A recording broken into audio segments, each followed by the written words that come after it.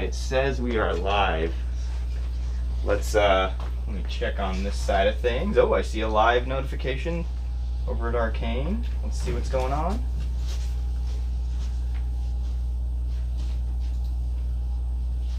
Ooh, I see a Brian.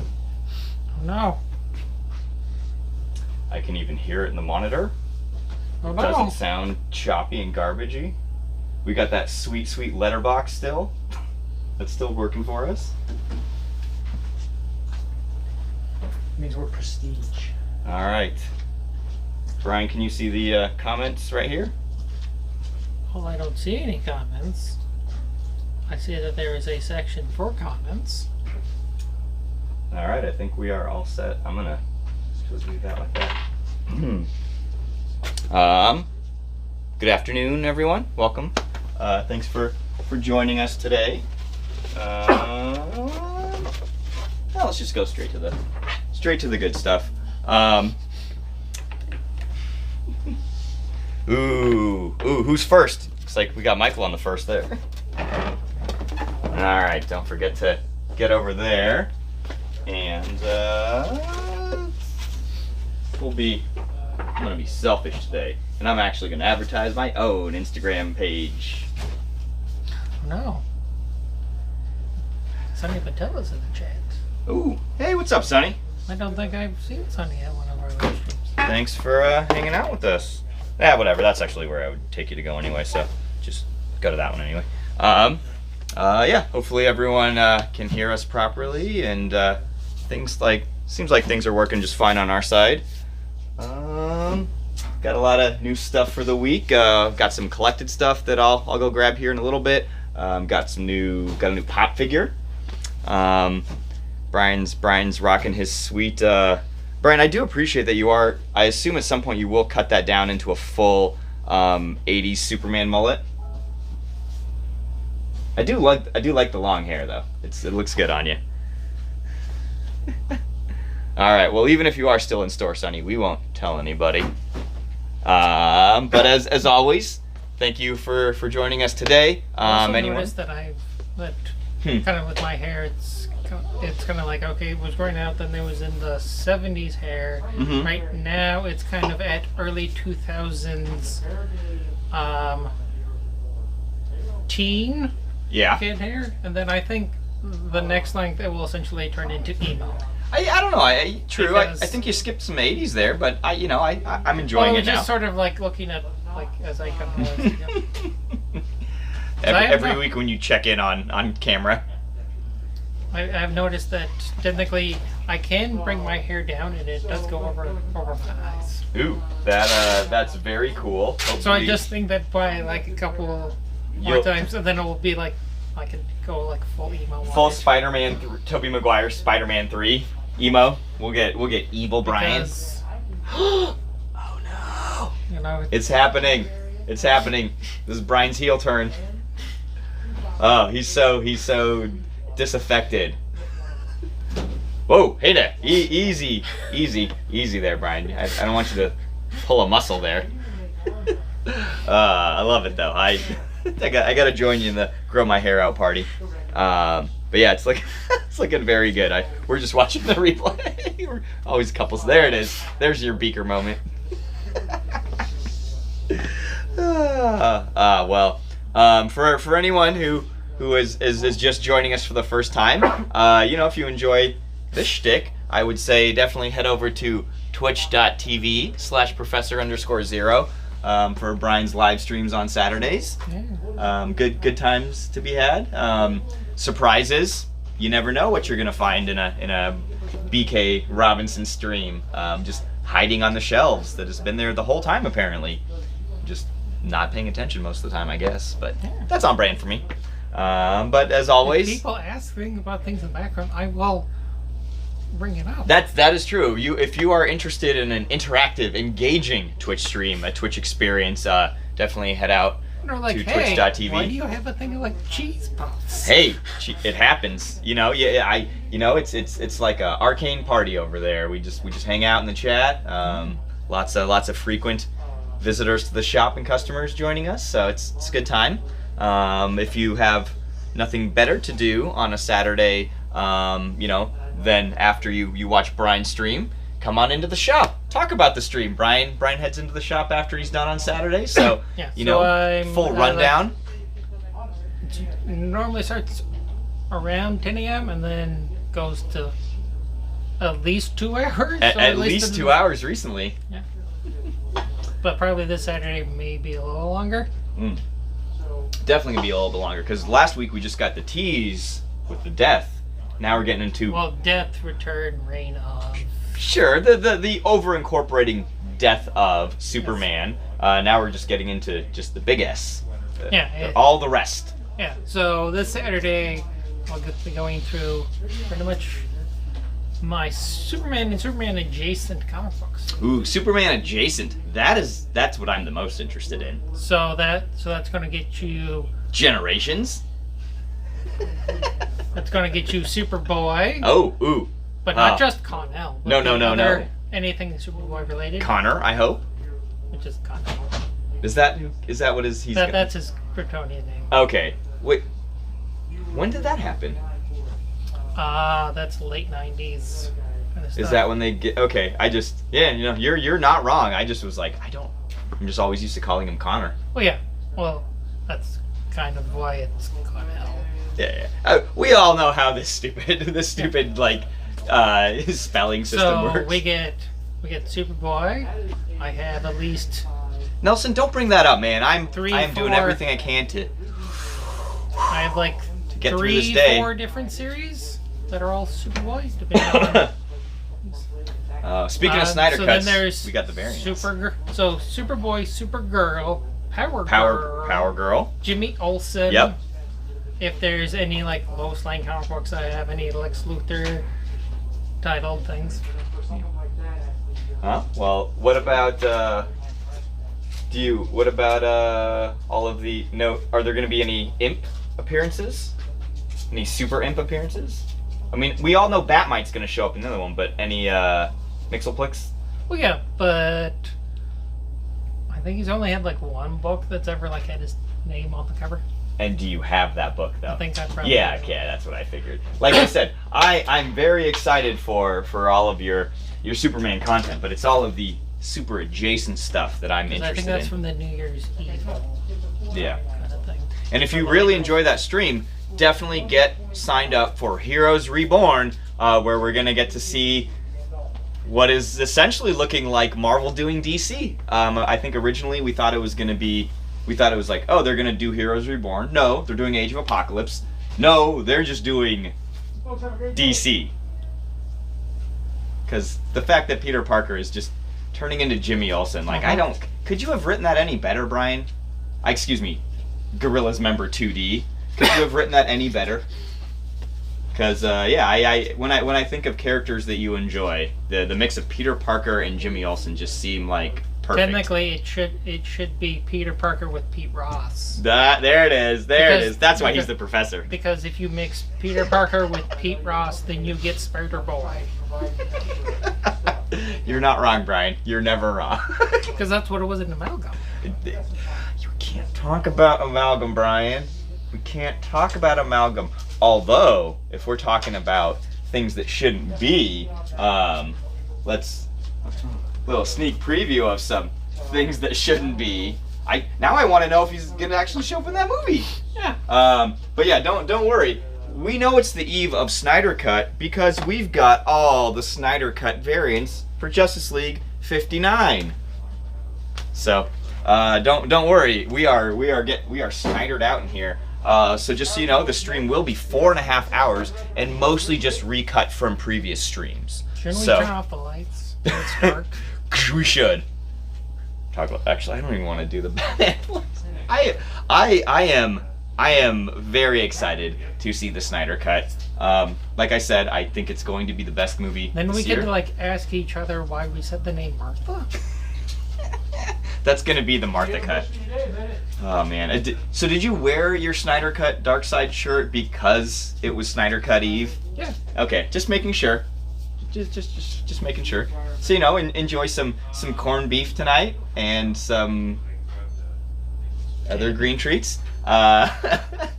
like Gatorade and that other gimmick you've got hiding over there. Yeah.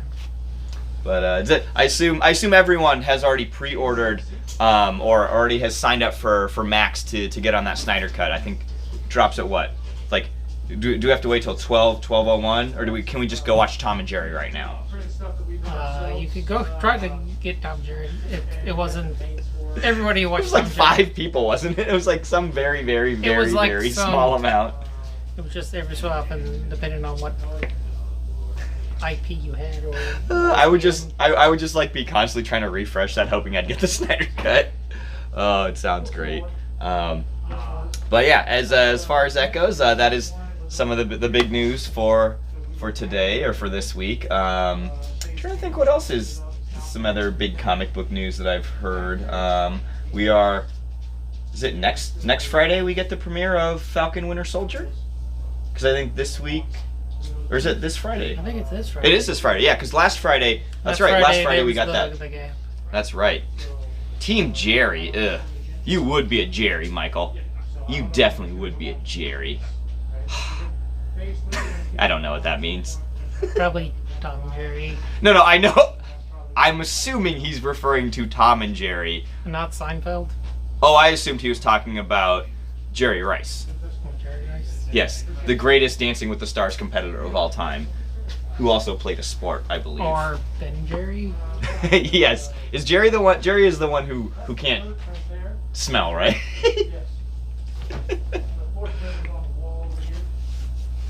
Wow. 78%. That is very low. You can get 101% on Rotten Tomatoes, right? So I assume it's gonna be that. No. What are you just spamming? I think Michael just deleted his comment about Jerry Springer. Just pops up and then disappears. I've noticed that a couple times where there would be comments and then they disappear, and then I don't know what happened to them. There was a couple of Let's those. just say some people do some day drinking in the comments section, There was a as they've couple of told those us. comments last week during the ruckus. Okay, well, to address that, in case anyone was here last week, it is up in the YouTube video description. We uploaded it. Everyone is fine. There was just A ruckus. There was a ruckus. We bring the MFing ruckus, Brian. That's how it goes. No, basically, we just had a very cooperative person try to patronize the store. They did not succeed. So No, a ruckus, not a kerfuffle. Those are two different things. I mean, it almost got to kerfuffle level. But everyone is fine. We are still finding some buttons that got thrown on the floor. So take that, us. If you find a button, do they get to keep it? It depends on what's on the button. Also, if you find a button, why are you behind the counter? Like, you shouldn't be behind the counter. That's for employees only. But what if it flew out? I tell you what, if you find a button on the floor, you're welcome to bring it up to the counter and pay for it. I mean, I wouldn't mind it a brouhaha. That'd be pretty cool. Well, I wouldn't mind a bunch of brouhahas, actually. That'd be even better. I think it went past brouhaha I mean, to a ruckus, but didn't get quite to a kerfuffle. definitely did not get to full kerfuffle level. Not at all. But you know, things. The nature of working retail on During Highway the pandemic. 99 during a pandemic at times, and also, more importantly, speaks to our lack of support of mental health in this country and how we should be treating substance abuse more like a public health issue and less as a criminal issue. And there are a lot of people who very clearly need mental health support and are not receiving it. So we should do more to hopefully pass some legislation to support that. So we can do something about So we should still be worried about those 6 Dr. Seuss books that they're canceling. They're not canceling them. The company that owns the rights to it decided not to reprint them in the same way that companies decide not to reproduce So stuff we all should the be time. worried about that Pepe Le Pew is being canceled.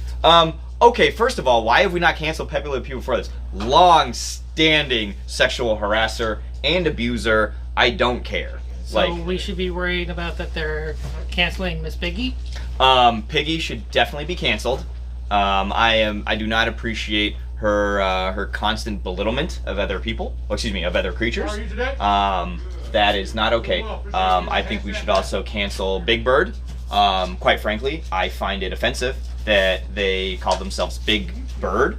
As a not big person, I find that offensive. They should be canceled. I would also Well, you're also not a bird person. That's true. I am definitely not a bird person. I think we should also cancel. Can we cancel Bert and Ernie? Not for any of their relationship leaves. Mostly just for those terrible sweaters.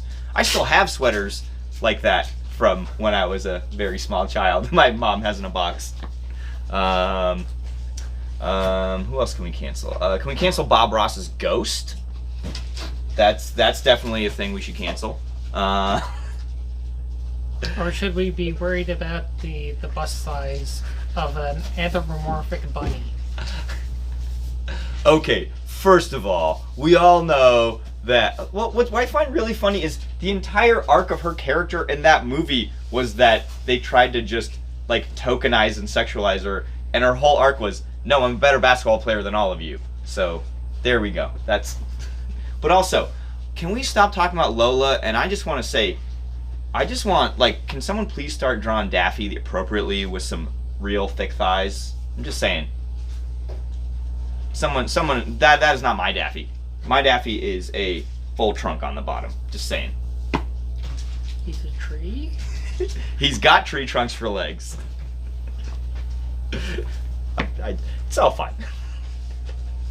All right, we done pretending to cancel stuff because that's so stupid. I'm not saying getting called out for problematic behavior is stupid. I'm saying not doing your research and understanding the context of history and the nature in which things happened at the time and whether or not those people or we have learned from those mistakes. That's what I'm saying is stupid.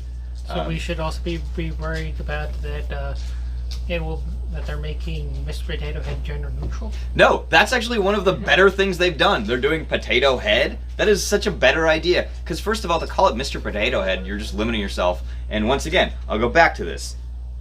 Why? It should just be called Pac. It should just be called Pac. Not even Pac-Man. No Miss Pac-Man. Just Pac. That's all I want. Pac people? Nope, not even people. Just Pac. I want it to be the wrestler formerly known as Adrian Neville, just retconned in to that little one, just sort of a little yellow. Just Paku Paku. That'd be even better. And go with the original title of the game. That would have been much better. But, you know, these are things that we get. Also, can we cancel Pac-Man? Because that game just glorifies overeating and consumption and wastefulness, and I am not here for it. Also, why maybe those, what did Pac-Man do to those, what did Pac-Man or Ms. Pac-Man do to those ghosts to make them haunt them all the time? What did they do that made those ghosts not able to the whole thing is, the game is that Pac-Man or Pac-Woman just like listening to techno music and taking drugs. Okay, that sounds much cooler to me. The ghosts don't actually exist. They're just hallucinations. So it's just every time they just eat a little, they're just like yum yum yum, little MDMAs, little yum yum yums. Yeah. That would make a lot more sense. So they're taking drugs. Basically, it's PCP. Yeah, and so then all the ghosts, they are trying to defeat them, and so they have to go out and the only thing that they can do is eat. That's true. Because in the original game, this sounds like a Junji Ito story now. They have no limbs. That's true. They have no limbs and they must eat. Oh, I can't wait till we get the real life story of Pac-Man. It's gonna be great. That actually reminded me. Not because of that, but because I looked right past you. But that was the other thing I wanted to talk about was we got some they reissued Invincible #1. So for anyone who is not paying attention, the cartoon I believe premieres within at the end of the month. Yeah, I was gonna say within the next couple weeks. I think they tell you at the end of the book. I think it's like the 24th. Yeah. So the thing I was excited about in this is, one, I think that the cartoon looks like it's going to do a very, very good translation, but they do have some nice information about the animated series. It's going to be premiering on Amazon Prime, like Brian said, at the end of the month.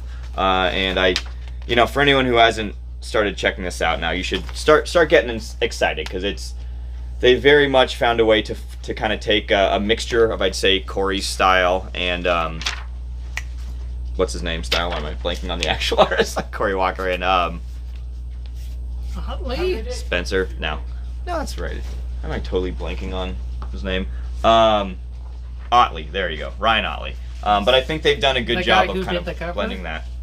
Yes, exactly. The Otley cover with the. It's funny because I haven't read the first volume of Invincible so long, so I do forget how much there is that like early Corey Walker stuff. You're like, oh yeah, no, that was the art I really liked, and then they switched, and I was like, I don't know if I'm ready for this, and then yeah, it's Ryan Otley, so it was very good. But yeah, it looks like March 26th. So if you are getting excited, Amazing Spider-Man's Ryan Otley.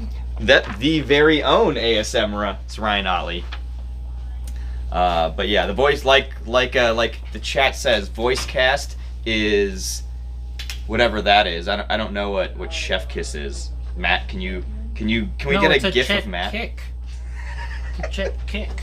There it is. But yeah, I would say based on the fact of what I've seen so far, I'm super excited for this. I think that this is going to be a really, really good entry point for a lot of kind of maybe MCU fans or maybe like DCU fans to kind of find another superhero universe to get into. And yeah, I mean, anyone who hasn't read Invincible, And you should be able to see it since everyone has Amazon Prime. Yes, everyone has Amazon Prime. Thanks, Jeff. But there's that. But that's kind of the main kind of news for the week.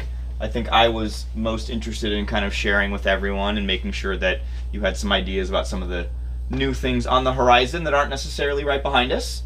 But speaking of what's right behind us, a wall. A wall full of comics, full of new comics that have yet to be released. Unlike that one. Let's not talk about Walking Dead Deluxe. That's also right below it. Robert Kirkman knows how to get paid. Let's say that. Good on you, Rob. But I'd say why don't we go ahead and start talking about some of the new stuff on the wall this week. We've got some great picks to come. Got some other new featured stuff, but I kind of want to start talking about some of the new stuff on the wall, considering this felt like a big week. Last week was a pretty limited release for us. DC only had a handful of things, but once again, DC only has a handful of things. Again this week, yeah, but we did have some new We have Infinite Frontier for a handful of titles, as well as some new number ones for some creator-owned stuff that I think is going to be up a lot of people's alley. A lot of interest in some creator-owned stuff, some single-name creators books that came out today that I think share. That's the one. That's definitely the one. But yeah, some stuff that I would say if you are interested in finding something new, or if you are a fan of some artists who maybe haven't been doing some work for a while. James Stokoe. That's not true. He's always working. But yeah, I would say let's just jump to the new this week wall, and we can see everything that you can hopefully request in the comments or get added to your pull box. Brian, do you wanna cover the wall for me? With my body? Yes, with your entire body, Brian. Yep, that's exactly where I knew this was going. But what do we have new for the week, Brian? We have Abbott, 1973 issue 3. So we do still have the standard cover and the variant cover from that one. We have, after like a year hiatus, I didn't think this book still existed. issue 5 of 6 of the Batman versus Ra's al Ghul, depending on how you want to pronounce it.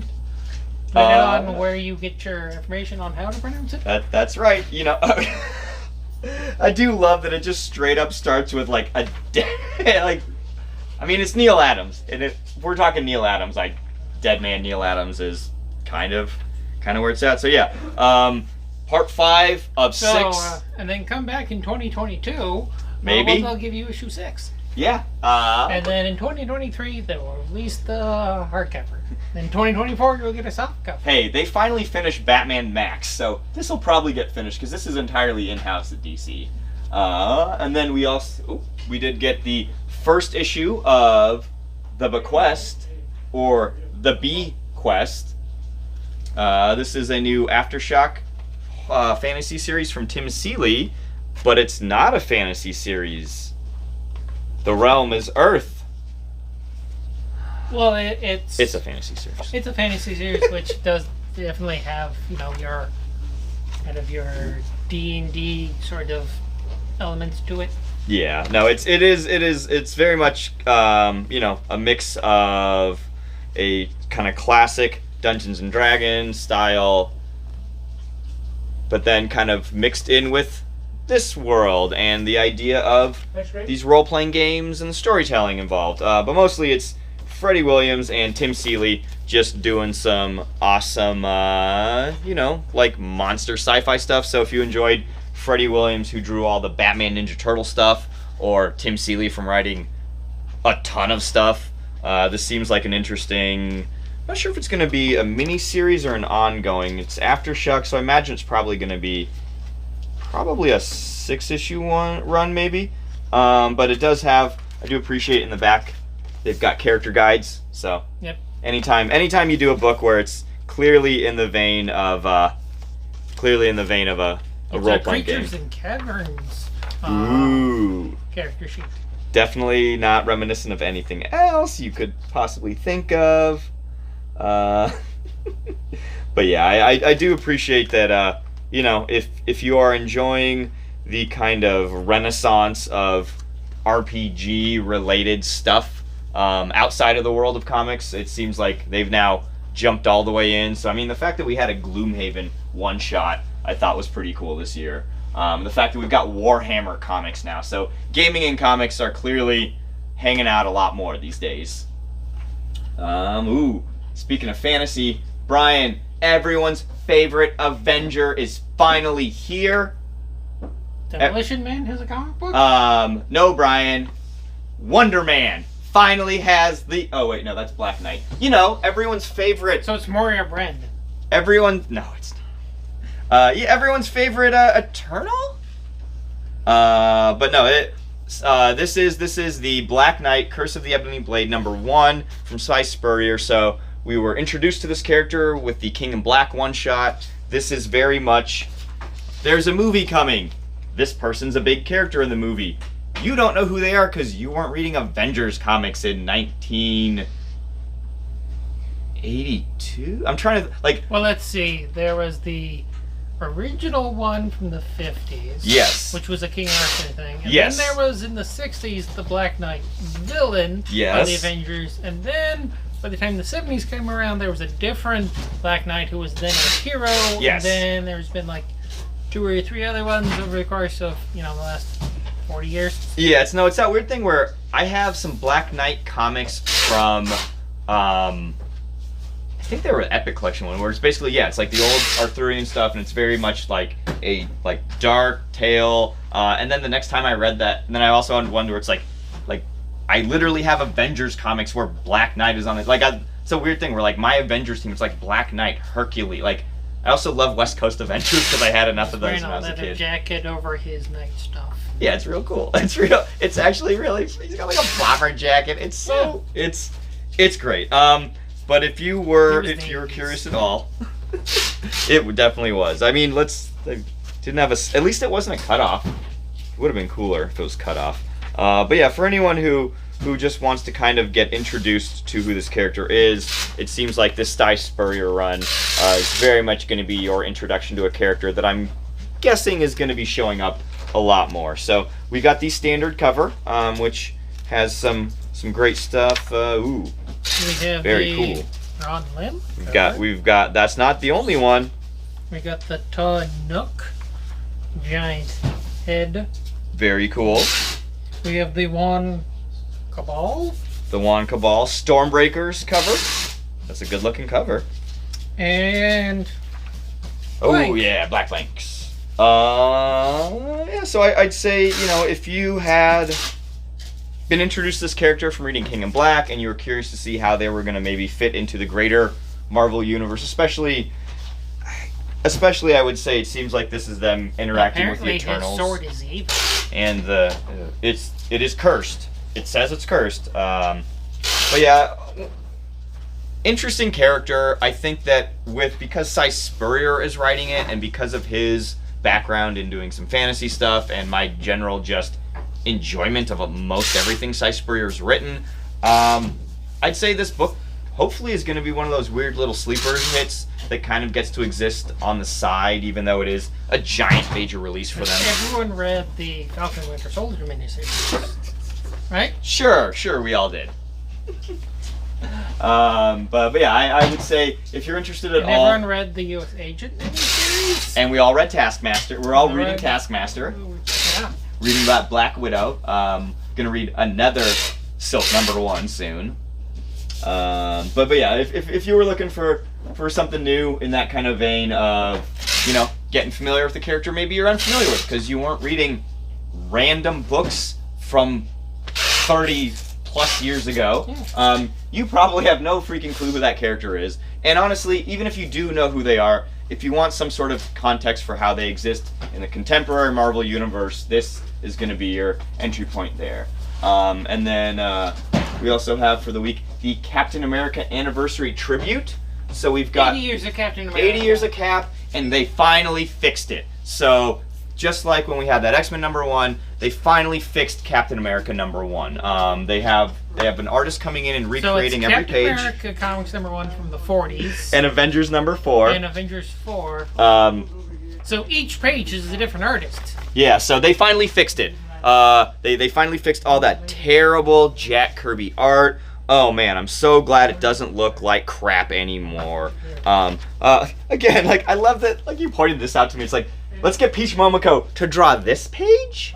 Yeah, it's a really boring page. It's like a super boring page for her to draw. But yeah, if anyone's unfamiliar with these tributes, essentially this is them, people, a whole host of teams, redrawing in just every page. So it's panel by panel recreation. Page by page. I guess it's not technically. That's not a panel by panel. Yeah. That would get really confusing. No, you're right. Well, I meant each page within the page, they're still doing general page layout recreation. Yeah. But yeah, no, every page is going to be a different creator. So they're not changing the story so much as they're just recreating very iconic works like Lionel Francis Yu drawing Red Hood choking somebody. But what's really cool is, like Brian said, it's not just Cap 1, it's also Avengers 4, so you get his introduction to the team. I'm assuming that looks like some Dodsons right there. But yeah, I would say, there it is. Alex Ross. What is he covered in? His army uniform. Oh! That's what that is. He was wearing it when he was blowing off the airplane. Okay, it's just the way it's painted, everything is always super wet. So I was like, I knew what it was, but I'm just I was like, did someone hit him with a loogie? Cube. He'd been frozen for 20 years. Yeah. So of course he's going to be wet. He was in ice. But even Tony looks wet, and he's just standing there. Ooh, there's a Daniel Acuna page. There's a Chris Samney page. Like I said, they finally fixed it. They finally fixed that awful art in here. Yeah, I appreciate these for what they are, and I think that if you genuinely enjoy or love that. So that's the McNiven Fantasy Avengers 4 cover. And then this is the Mark Brooks Captain America Comics. Yeah, basically, Matt, except more of a 4-room situation where every page was directed by a different director. That Mark Brooks one is great, though. No one's ever looked sexier punching out Hitler. Mark Brooks makes very attractive people. Yep, very attractive looking people. Hey! Alright, speaking of attractive people, Captain Marvel 27 came out this week, which I have no context to any of this, and without spoiling anything, Brian told me what happened at the end, and I was like, what? What is going on in this book? it's Carol's getting into stuff, but most importantly, so Carol broke up with War Machine. Most importantly, sweet Greg, or excuse me, Jeff. Sorry, I'm used to Greg the Shark, not Jeff the Land Shark, but that's a sweet Jeff the Land Shark sweatshirt. So Carol broke up with the War Machine, and so her friends are trying to get her to go on dates again. And so she spends the issue going on dates, and oh no, she sleeps with one of her co-workers. You're being summoned.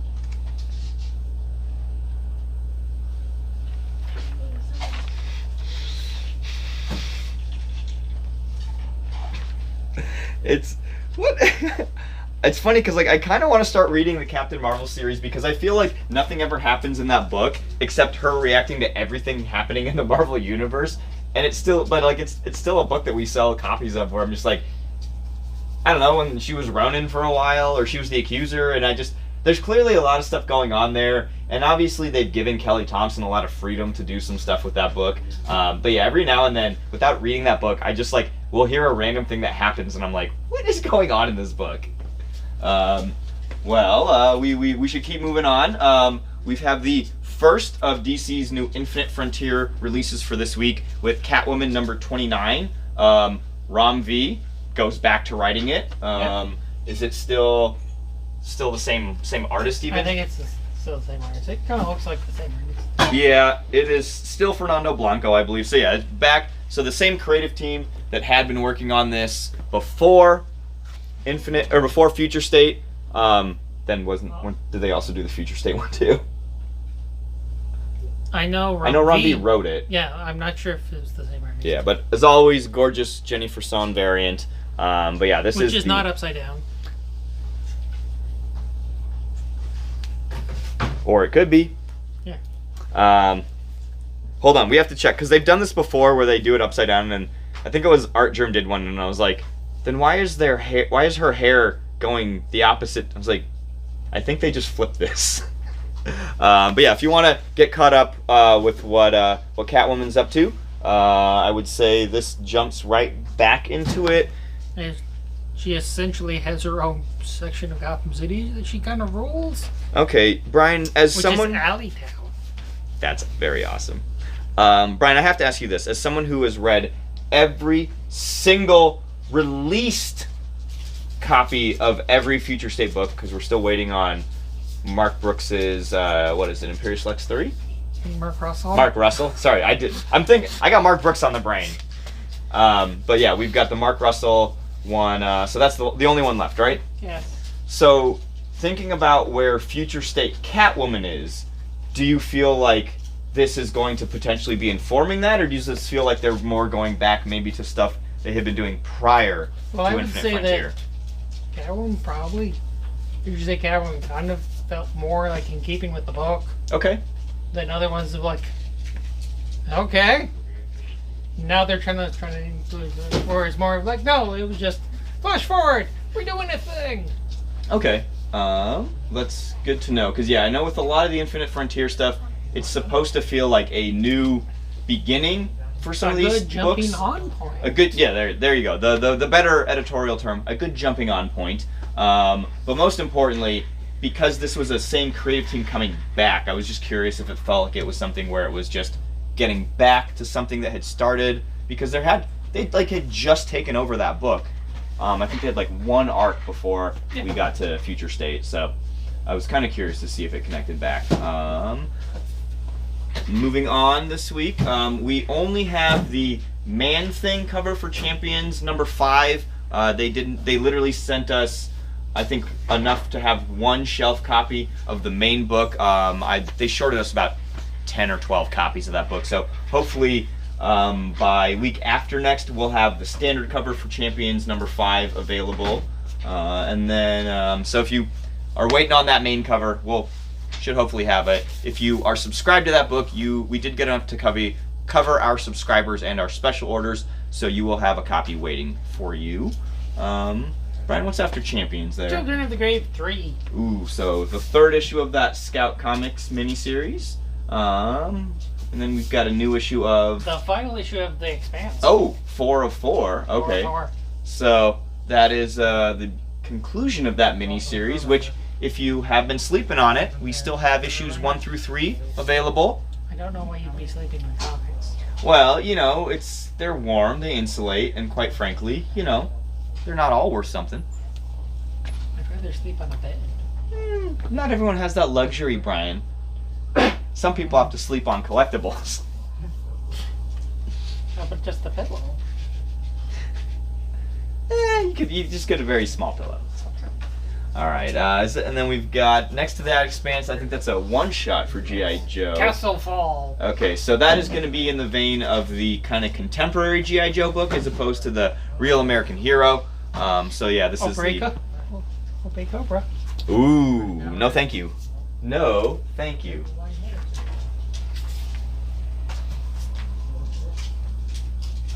Piece 25, Zone 8. Alright, and then, ooh. So, does that look like a self-contained one? I mean, honestly, I'm not reading the mainline G.I. Joe book, so I assume that this is kind of a... sort of like, hey, here's a thing. What about the Jean Jacques? This is sort of Zone, like... 8, Piece 34, Zone 8, You know, 6 pounds. Here's this book, and then if you're reading G.I. Joe, here's then part of a storyline or a new... Yeah. How are you today? Alright, number 12, we've got the latest edition of the Headlopper comics, so that's going to be... Issue 15, Volume 4, 3 of 4. That's right, so yeah, that book got delayed by about 6 months, so it still comes out quarterly. The difference is we kind of got pushed back, so yeah, that is part 3 of 4. As always, Andrew has some of the absolute most incredible artists doing variants for him, so I don't even know that person's real name. I know they go by Bags43 on Instagram, and I mostly know the variant cover artist for their... Dennis Brown. Dennis Brown, or Bags43 on Instagram, where they do a lot of toy design, and they do illustration work.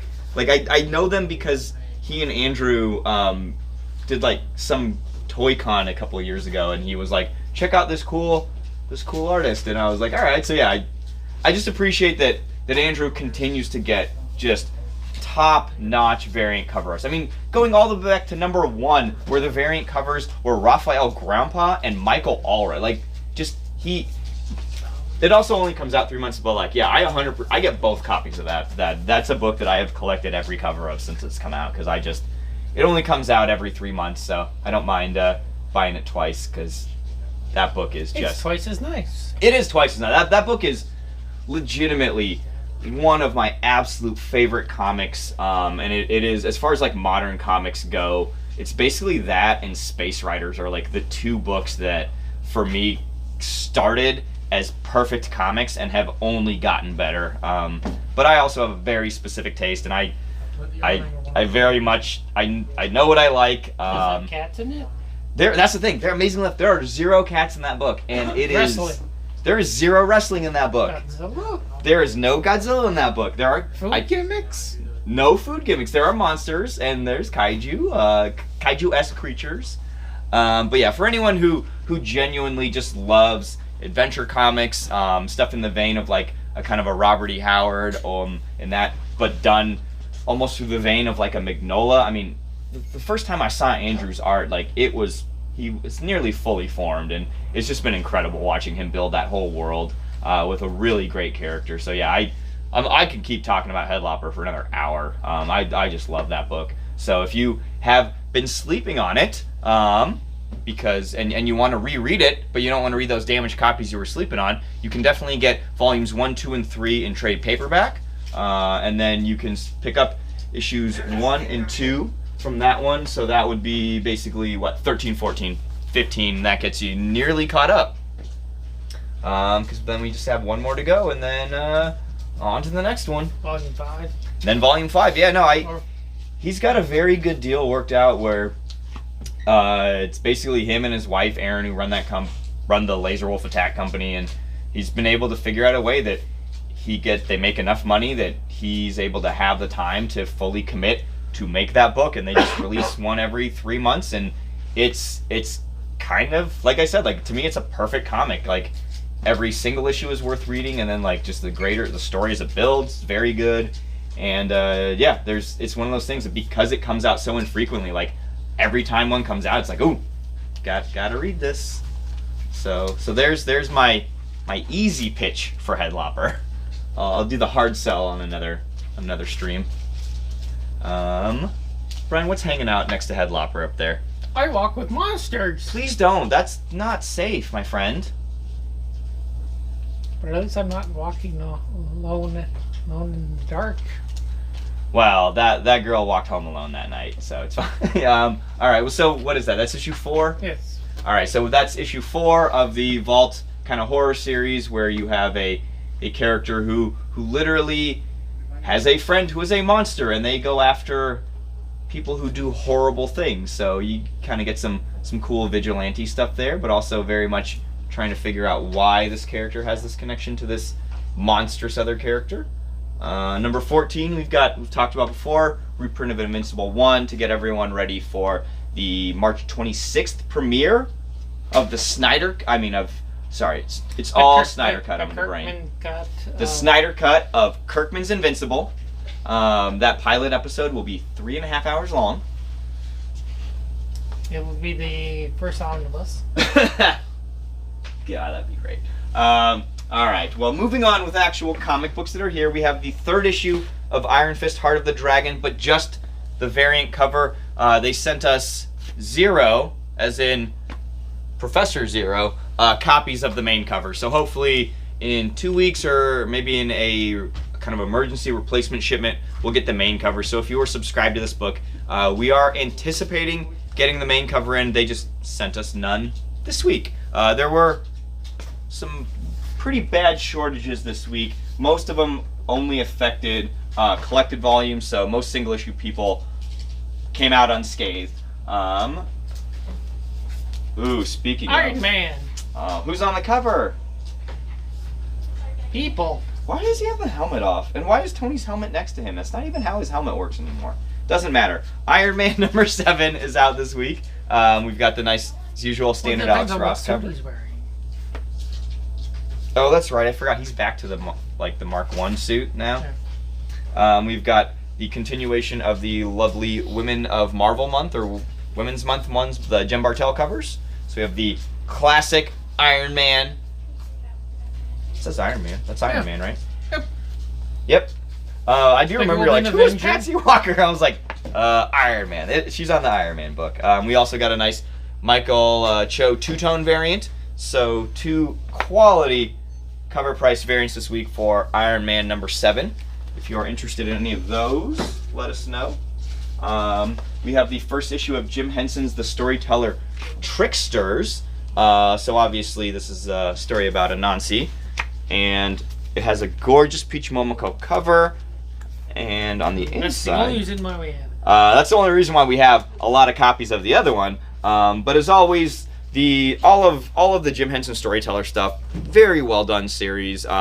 Very, I think, genuine to the kind of heart of what that Storyteller line of stories that Henson was doing. But specifically, I like that they have these little 4-issue miniseries where they're going in and exploring some more kind of that universe. So this is going to be by Jonathan Rivera, art by Jade Zhang. But yeah, this is the first issue. They are calling what's the actual title? Issue 1. The Spinner Stories of. So that's why you get the Anansi trickster character there. So I would say for anyone who enjoys the Jim Henson Storyteller stuff, this one seems like it's going to be another fun foray into those worlds. We've had ghosts, we've had giants, we've had a couple other ones, but I always love a good trickster. So shout out Loki coming in. When did that release say? Like November? Well, I think that's October? the next series after. Oh yeah, so that'll be Okay. so that'll actually be this. No. Yeah, next series, because they said we get Black Widow, right? Yeah. All Technically, right. yes. Well, back to Infinite Frontier, and it's the new Justice League team, Yes. Justice League 59, with a gorgeous cover full of characters in shadow, so you never know who they're going to be. That couldn't possibly be Shazam, could it? Because that's an actual character's name, right? Not according to this issue. No, he's no longer Shazam. But he is Shazam in Infinite Frontier Zero. Okay. So yes, Justice League 59. This is the Infinite Frontier release for Justice League. So we have the, thank you, Brian. We have the new team, and then as always with the Infinite Frontier covers, with some of these anchor books, we're getting some really great variant covers. So here is a wrap cover. The we would call non-team. these non-team variants. The team variants are totally different. But yeah, so we have this gorgeous wrap cover there, and then Featuring people who are not on, just like the Suicide Squad, speaking of the people Titans. well, speaking of people who definitely aren't on Justice League, let's talk about the sweet Snyder Cut variants we got. So we've got everyone's favorite characters from Justice League the movie: Wonder Woman, Aquaman, and Martian Manhunter. Martian Manhunter is my favorite part of that movie. Oh yeah, of course. We also have the awesome Brian's shirt cover, featuring. Oh, that Superman doesn't have a mullet. Sorry, Brian. And Ezra Miller, I guess. That looks like Ezra Miller. That doesn't really look like Henry Cavill to me. Well, maybe that's the Cyborg Superman. Ooh, that would be cool. Yeah. I love how every cover is full of some form of controversy where I'm like, oh, that actor does not. So once again, if you cannot wait for the Snyder Cut premiering tomorrow here on Snyder Cut Eve, definitely get your Snyder Cut variants for Justice League 59.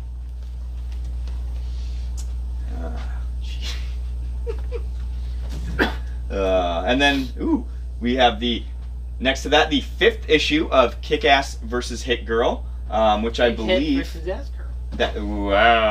That is not... You read things left to right. That's true, that is how you read, so technically that is what that book is called, I guess.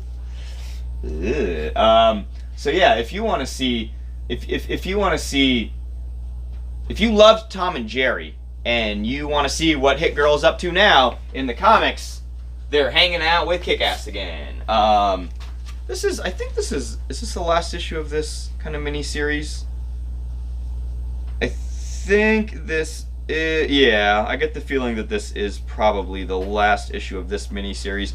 But as always, there will always be another. There will always be more. Netflix, or not Netflix, yes, Netflix owns Mark Millar, and as such, Mark Millar has enough money that he can pay Steve Niles and other people to make comics so they can continue to mine these properties for years. So that book is not going anywhere. It's Bad Boy for Life. But it could go home with you. It ain't. Yes, it should. It definitely should. Number 5 is a great jumping on point. It's not, but if it is to you, it's cool.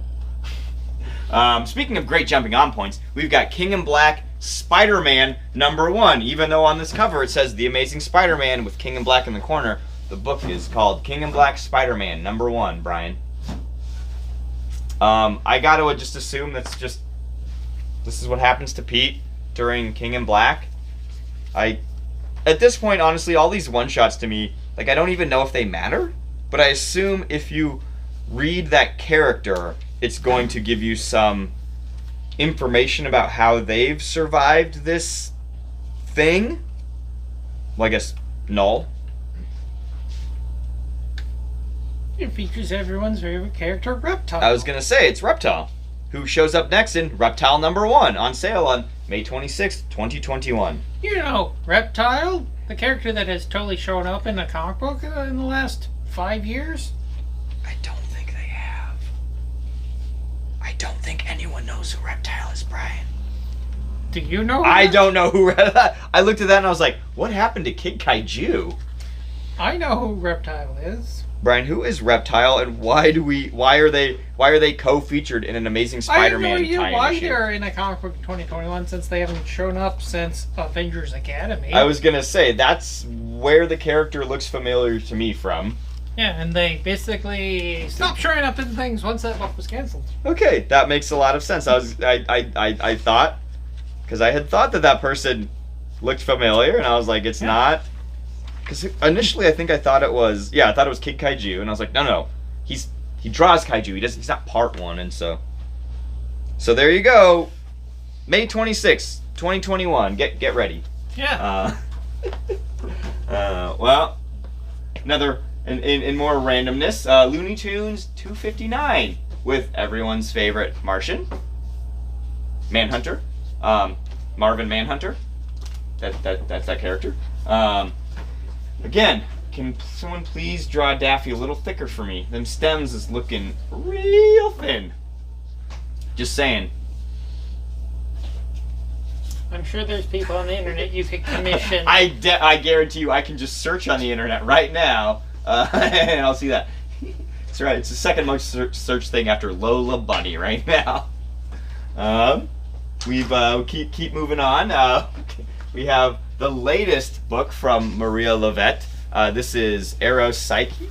I believe this is the main cover. We've got a really nice variant cover as well. And then, of course, the Charmed cover. Like, straight up, if this wasn't here, I 100% just thought this was like a Charmed homage cover. But I guess it's a Harry Potter thing because of the font. But like I said, I was like, isn't that just the cover to like Charmed, the DVD collection, like Charmed Season 2 or something? But it's also the movie poster for Harry Potter 1. Is it? Yeah. Okay. So I was like, I guess. So if you, yeah. But yeah, if you're familiar at all with Maria Lovett, you probably have maybe read Faithless. Maybe you've read, what is it, like Heartbeat? Faithless 2. Faithless 2 is written by Brian Azzarello. But yeah, for me, like she is one of the most, I think, I don't know, like she does stuff very well. Specifically, she does a lot of like erotica, and I would say if she clearly there's a lot of what I feel like a lot of kind of Milo Manara-esque kind of figures there, but for the longest time Lovett has drawn nothing but very, very evocative stuff, specifically usually around lesbian relationships, and a lot of kind of eroticism in there. So this is the latest release from Are you saying Ablaze. a book that has the word Eros in the title is a romantic comic book? Yeah, possibly. But yeah, this clearly is continuation of a lot of the stuff that Lovett explores in a lot of her other work. But that is the latest release. So like I said, if you have been enjoying Faithless by them, or I believe Luna is a current release that Lovett's been working on, that seems like it might be up someone's alley. And then, Brian, what's on number 23? It's the final issue of Marvel. Oh, sweet. So what happens in that? Because after issue 5, I'm a big fan of Marvel. Well, not the publishing line, but specifically the comic Marvel. So what happens in this issue? Well, they finished the overarching storyline between the 6 issues. Okay. You get a Greg Smallwood Nick Fury story. Ooh, heck yeah. So this is Nick Fury from like Steranko era. So not Nick Fury Jr. or Ultimate Nick Fury. It basically They don't resemble Samuel L. Jackson at all. You get there. Damn, that is, God. That is very much That is so good. Steranko era. God. And there's like, yeah, oh man, that is good. And the second story. Damn, that's good.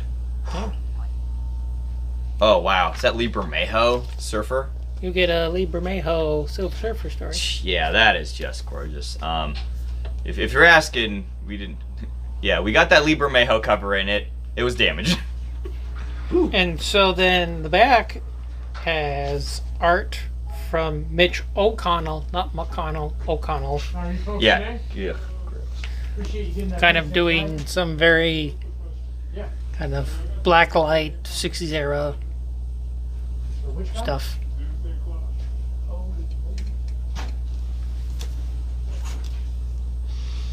Yeah, that book has been a real kind of sleeper hit that I think myself included didn't really realize what was going on until like issue 4 or 5. Because yeah, I just assumed it was a continuation of the I just assumed it was more Busiek Ross, Marvel's just Earth X, like just a mashing of Yeah. all that stuff together. And It is kind of, but more importantly, it feels more like It's an anthology. an anthology in the vein of that Mark Waid, Rivera Lopez, who drew History. The history of the Marvel Universe. Yeah. Because that was another one that also was really good, because it essentially was trying to take the entirety of the history and so create kind of a basically narrative every through issue it. has had, you know, couple page stories that were from some period of time in the Marvel Universe. Yeah, no, so though, and we are going to get a continuation of that, I guess, because they're actually having a new series called Marvels. The Marvels. The Marvels, thank you. The original one was Marvels. Yes. This is Marvel. Now we're going to have there's the Marvels. The Marvels. Okay, cool. I'm looking forward to that which one. is again Kurt Busiek. Yes. All right, what is hiding out next to Marvel there? Midnight Western Theater. Ooh, and that's a first issue, I believe, from Yes. Scout. All right, so new first issue from Scout Comics. I don't believe this is a non-stop title, so we should hopefully be getting an issue 2 of this. I know with some of their line, with their non-stop line, we get a pretty inexpensive first issue, and then we get a big trade paperback release.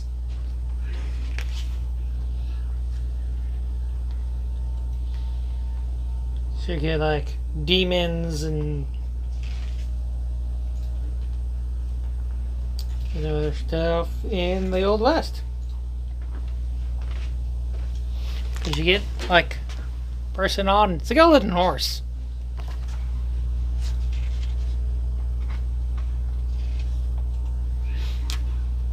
Cause issue 2 comes out in June.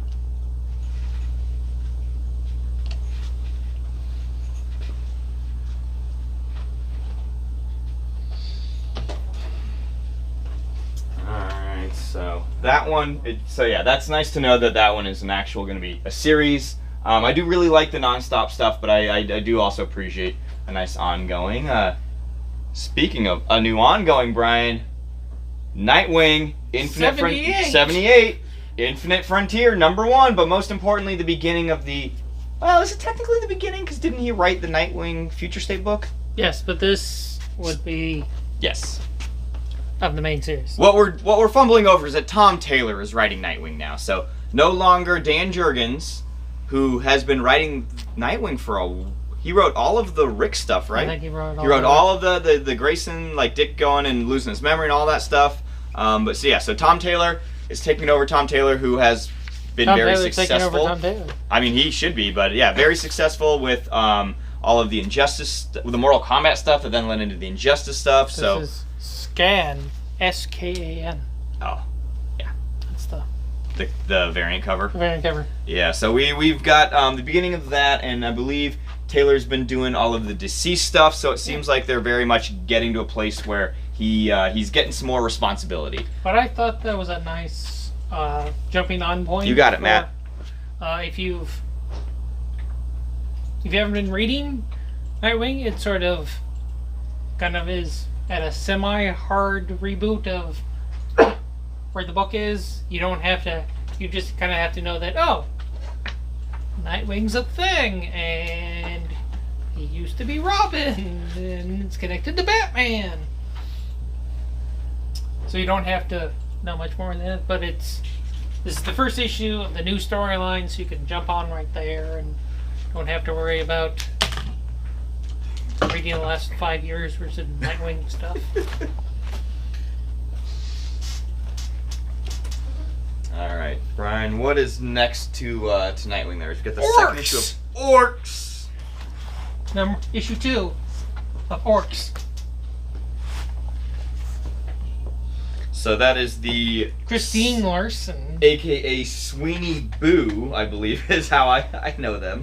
But yeah, continuing that, I wouldn't say an all ages line, but definitely not a adult line. But yeah, it seems like they're doing some fun kind of orc centric stories. So and maybe not the same vein as say an Orc Stain, but definitely doing some interesting work there. Let's just say Sweeney Boo is famous for drawing full-figured people. So the fact that they're drawing full-figured orcs does not surprise me. But yeah, that is the second issue of that one. We still have copies of that first issue, so if you want to try out maybe something something gives new. off the goon sort of. Yes, I think that's a really good vibe. Like, great sense of humor, some tongue-in-cheek stuff there. It certainly plays, I think, with the idea of even the perception of orcs in the kind of fantasy vein. So yeah, second issue, easy point to pick up issue 1 and get that started for you. And then we've got next to that, is that issue 5? 5 of 6 of Origins. So next to the end of that beginning of Origins, next to that we have the second issue of Radiant Black. So we've got Radiant Black number 2, of which we did get second printings for number 1, and we do still have plenty of copies of first printings of number 1. That's the variant cover. So yeah, so Kyle Higgins, the person who was responsible for most all of the modern Power Rangers comics, basically has been given a chance to write a character at Image, or write their own, where it's a character who has somewhat of a magic suit they get access to, and then it seems like in this issue there's a further reveal in that world that there's other people or things that have different colors. I'm not saying it's like a Sentai, it's not a Power Rangers comic, but it very much feels like a lot of the things that maybe were informing some of that Power Rangers and Mighty Morphin run that they've been working on, Higgins has clearly maybe saved for themselves over with Radiant Black. So I'd say if you're looking for something like Invincible, or something that maybe feels like Invincible, Radiant Black seems like a nice kind of adjacent step. Sorry, Randall Love. Actually, I am simply... definitely go do that if you can. But so we have the second issue of that. We also have the second issue of Savage. Excuse me, we have the second issue of Bloodshot, Death Return. No, wait. Savage number 2 from Valiant is here. Alexander, we'll get you a copy of that Radiant Black number 2. We'll get you the main cover. If you want the variant, just let us know. So Savage 2 is out. We still have copies of Savage 1.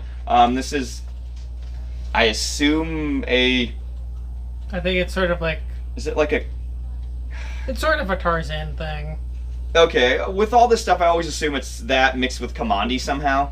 I always assume, like... It's more of... Say It's a like- person goes to... Yeah, so the idea is, yeah, like Tarzan gets brought here. leaves the jungle. But definitely with a very 2021 contemporary twist. A lot of storytelling Sort through of the a use jungle of to jungle social kind media. of thing. Yeah. Speaking of issue 2s, we also have issue 2 of Asterisk show. Shastrix Show. Shastrix Show. Asterisk. Shastrix Show. That's a weird name. I don't know why you call your book Shastrix Shot Show. show? Sh- Is the asterisk supposed to You be know an what? O? I think what it is it's a misprint. That's probably supposed to be an O. So it's Shot Show. So if you're interested in Shot Show number 2 from Scout Comics, you can pick that up. This book is just ridiculous. I do really appreciate though, like this is so just over the top with some of the art. But yeah, if you didn't check out number 1, which we should still have copies of, you can certainly pick up a copy now of the second issue of that. We also have Spider-Woman number 10 this week, which features a lovely standard cover, but also features two very nice Spider-Woman is out for blood. as always. We have No the problem. Ron Lim variant cover, where instead of being out for blood, she is versing the Ice Queen and her army of mom clones. Mom clones. And then we have the Cho and a two-tone cover.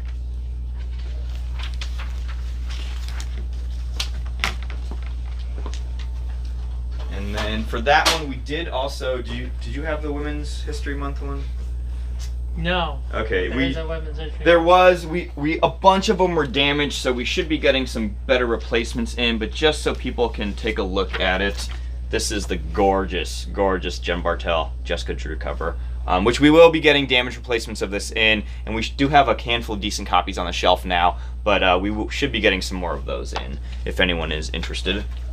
Do you want me to put this up there? Go ahead or and just throw it. Yeah, so that way if someone wants to take a request at one, we can at least get them one of the ones reserved for them. We have Star Wars Bounty Hunters number 10. With the Empire Strikes Back kind of anniversary cover where Luke is free falling out into nothing. Hey, he loves Tom Petty. So we have Steambound number 2. Ooh, cool. Which I have like maybe a copy of number 1 left, maybe, but definitely that was my pick I think about a month ago, yeah, when that first issue came out. Still really interested in number 2. The art still really jumps out at me. So I'd say if you did get to pick up that first issue before we sold out, and you're interested, grab a copy of number 2. We also what's next up, We Brian? have Sword 4. Is that who's on the cover of that? Well, there's Null, Whoa! Dragon, No! That's scary. Cable. Cabal? No Cable. No. It's a scary.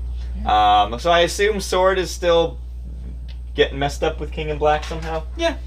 Okay. Cool. Whatever. I don't mean whatever. I mean like, okay, that book's such a weird. Well, it's essentially like, hey, did you want to know what the X-Men were doing with King Black? It's over in Sword, apparently. Ah, so that's where they're hanging out. Good to know. Yeah. There's also Anti-Krakoa, also. Okay, I'm super interested now. All right, we'll get into that in a little bit. Brian, we got another new Scout comic as well? Which is Tart, Soul Searchers. Sure is. Sure is. See? Tart, Soul Searchers. I honestly I don't know what this book is. It's a new release from Scout. I assume it's probably going to get an issue 2, or maybe this is the one that just jumps straight to a trade. Like they got some cool art. I was gonna say, who's working on that book? Ooh. That is Ludwig Saleh. It looks like a slog. S-A-L-L-E, and then the E has a little. I was gonna say that sounds like a Slavic, or maybe a name from the Baltics or something. The Balkans potentially. Yeah. Some cool art. I do appreciate that it's a nice oversized first issue. Like that's a thick one. Just like Daffy.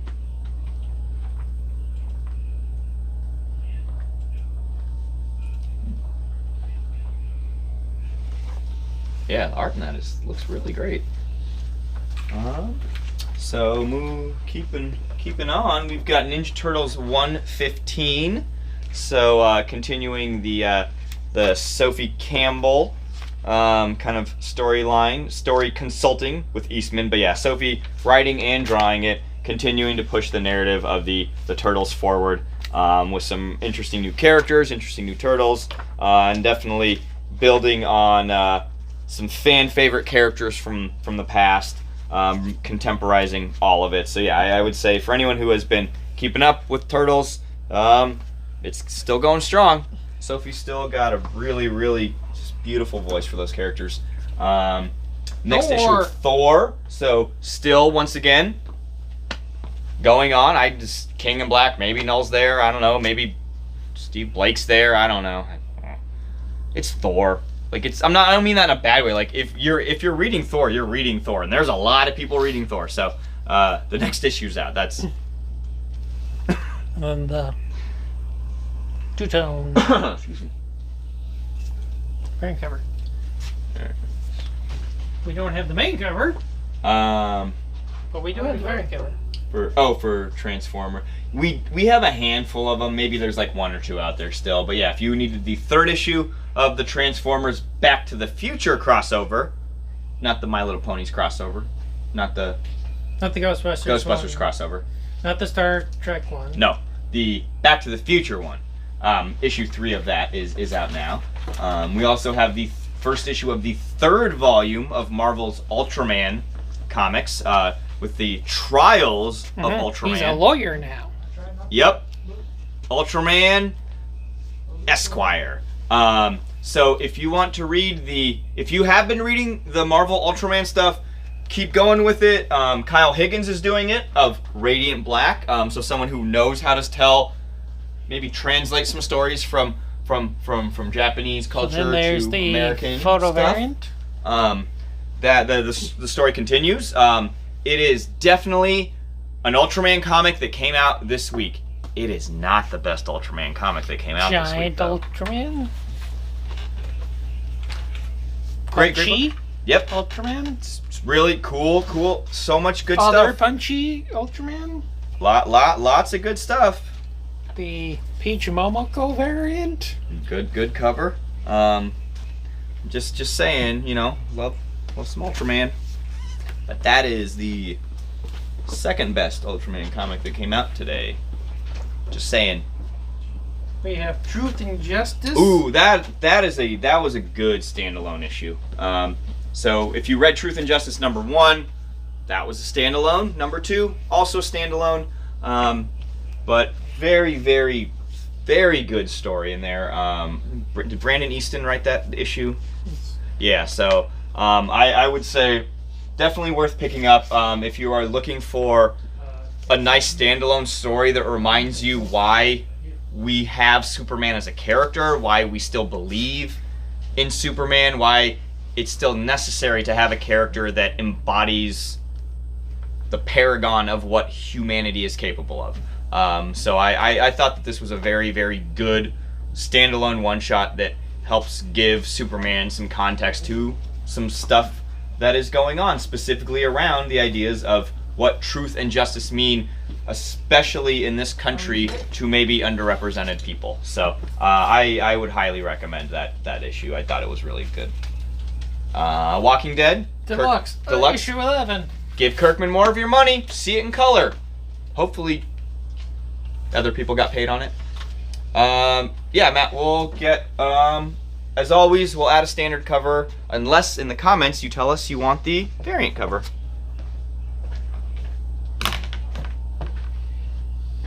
What was the other Brandon Easton story that came out today? There's something else he wrote that came out today that I thought was really good. And so the last thing that we have on the wall Sorry, I'm standing over here talking to myself. is X-Force 18. So, and then this has a Deadpool variant. There was a Deadpool variant for the King Black Spider-Man one. They didn't send it to us. Yep. They'll send it to us eventually, like in a couple weeks, hopefully. Hopefully. Yeah, I mean, we should be getting the replacement for that. I don't believe we won't be receiving it. Yes.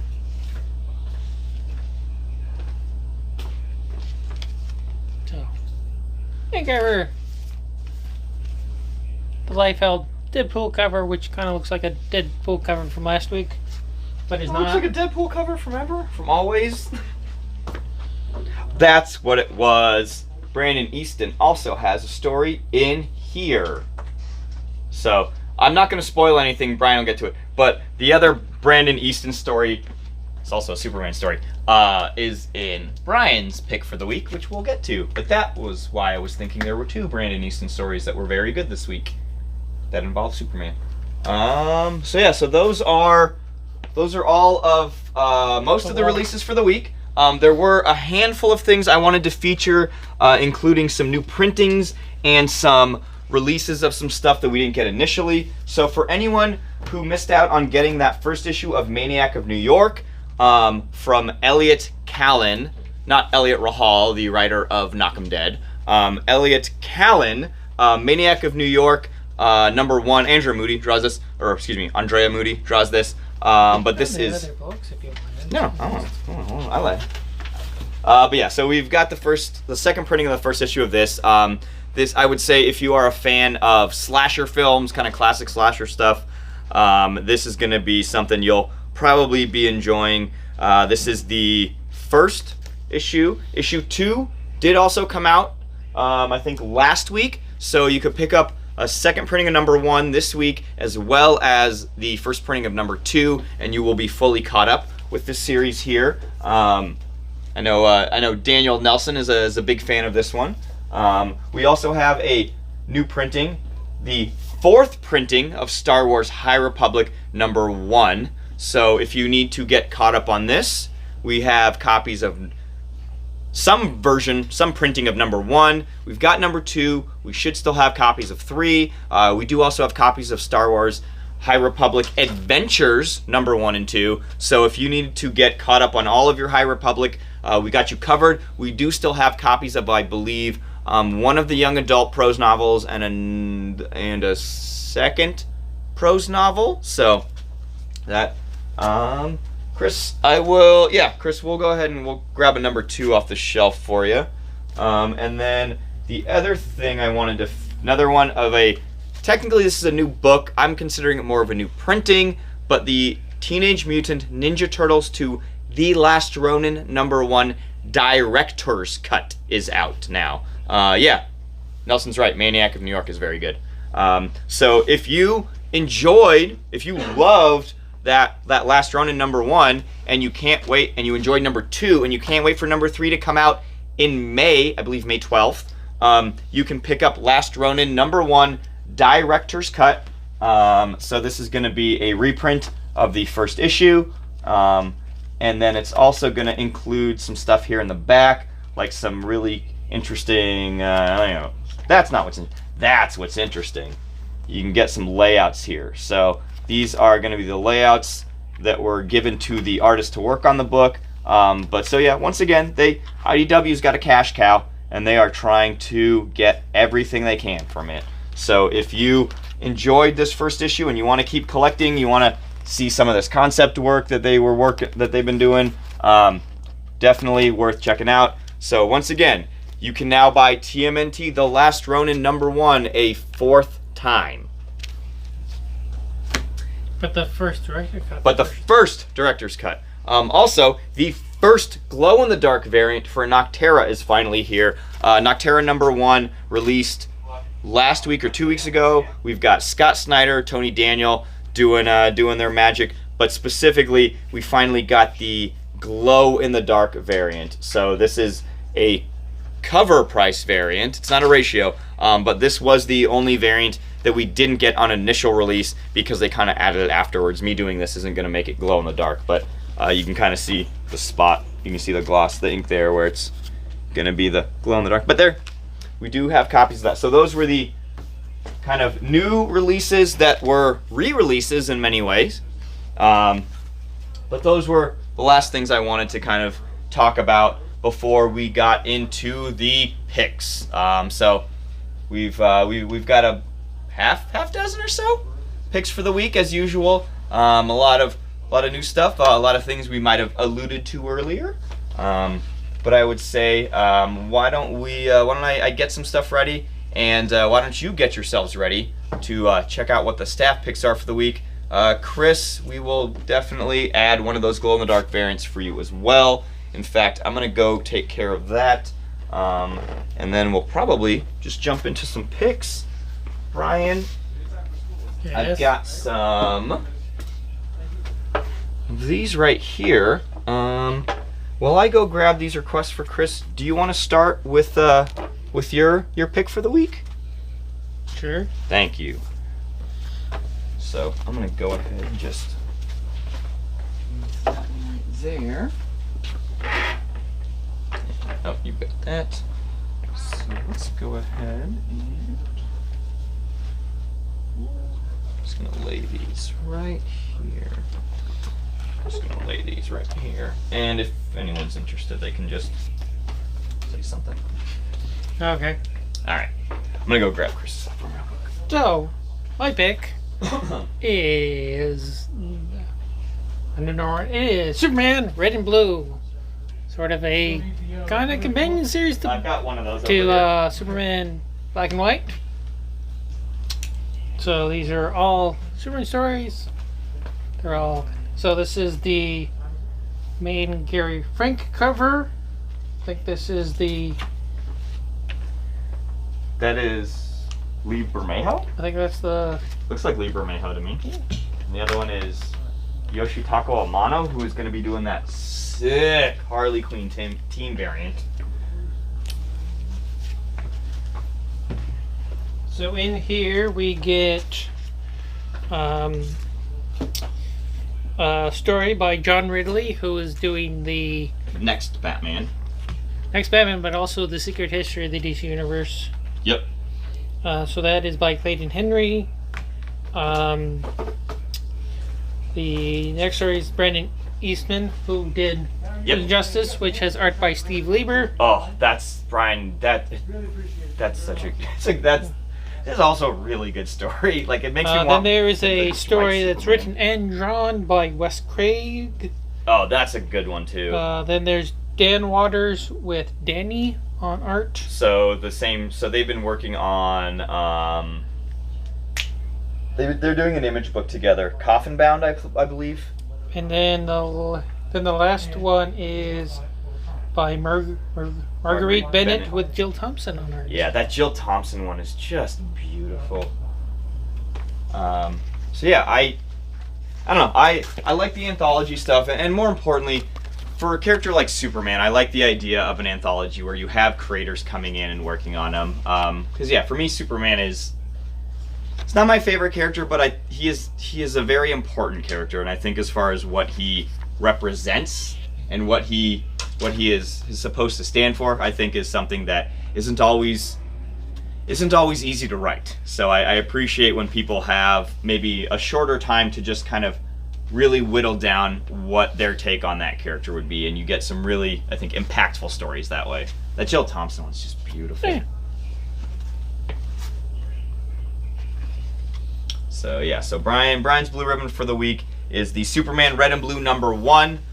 Multiple covers for that still available. DC has announced that they're going to do a similar kind of anthology series for Wonder Woman. Yeah, because they've got the Batman Black and White, Superman Red and Blue. So it's And the other Wonder one Woman like is- gold and something. I think it's like gold and Red like- maybe or Yeah. all right.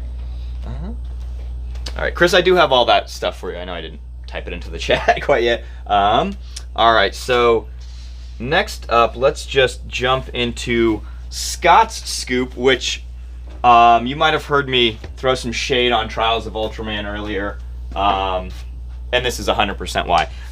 If my pick for the week had shown up on the week, I would have jumped on this book, but we finally have James Herron's Ultra Mega.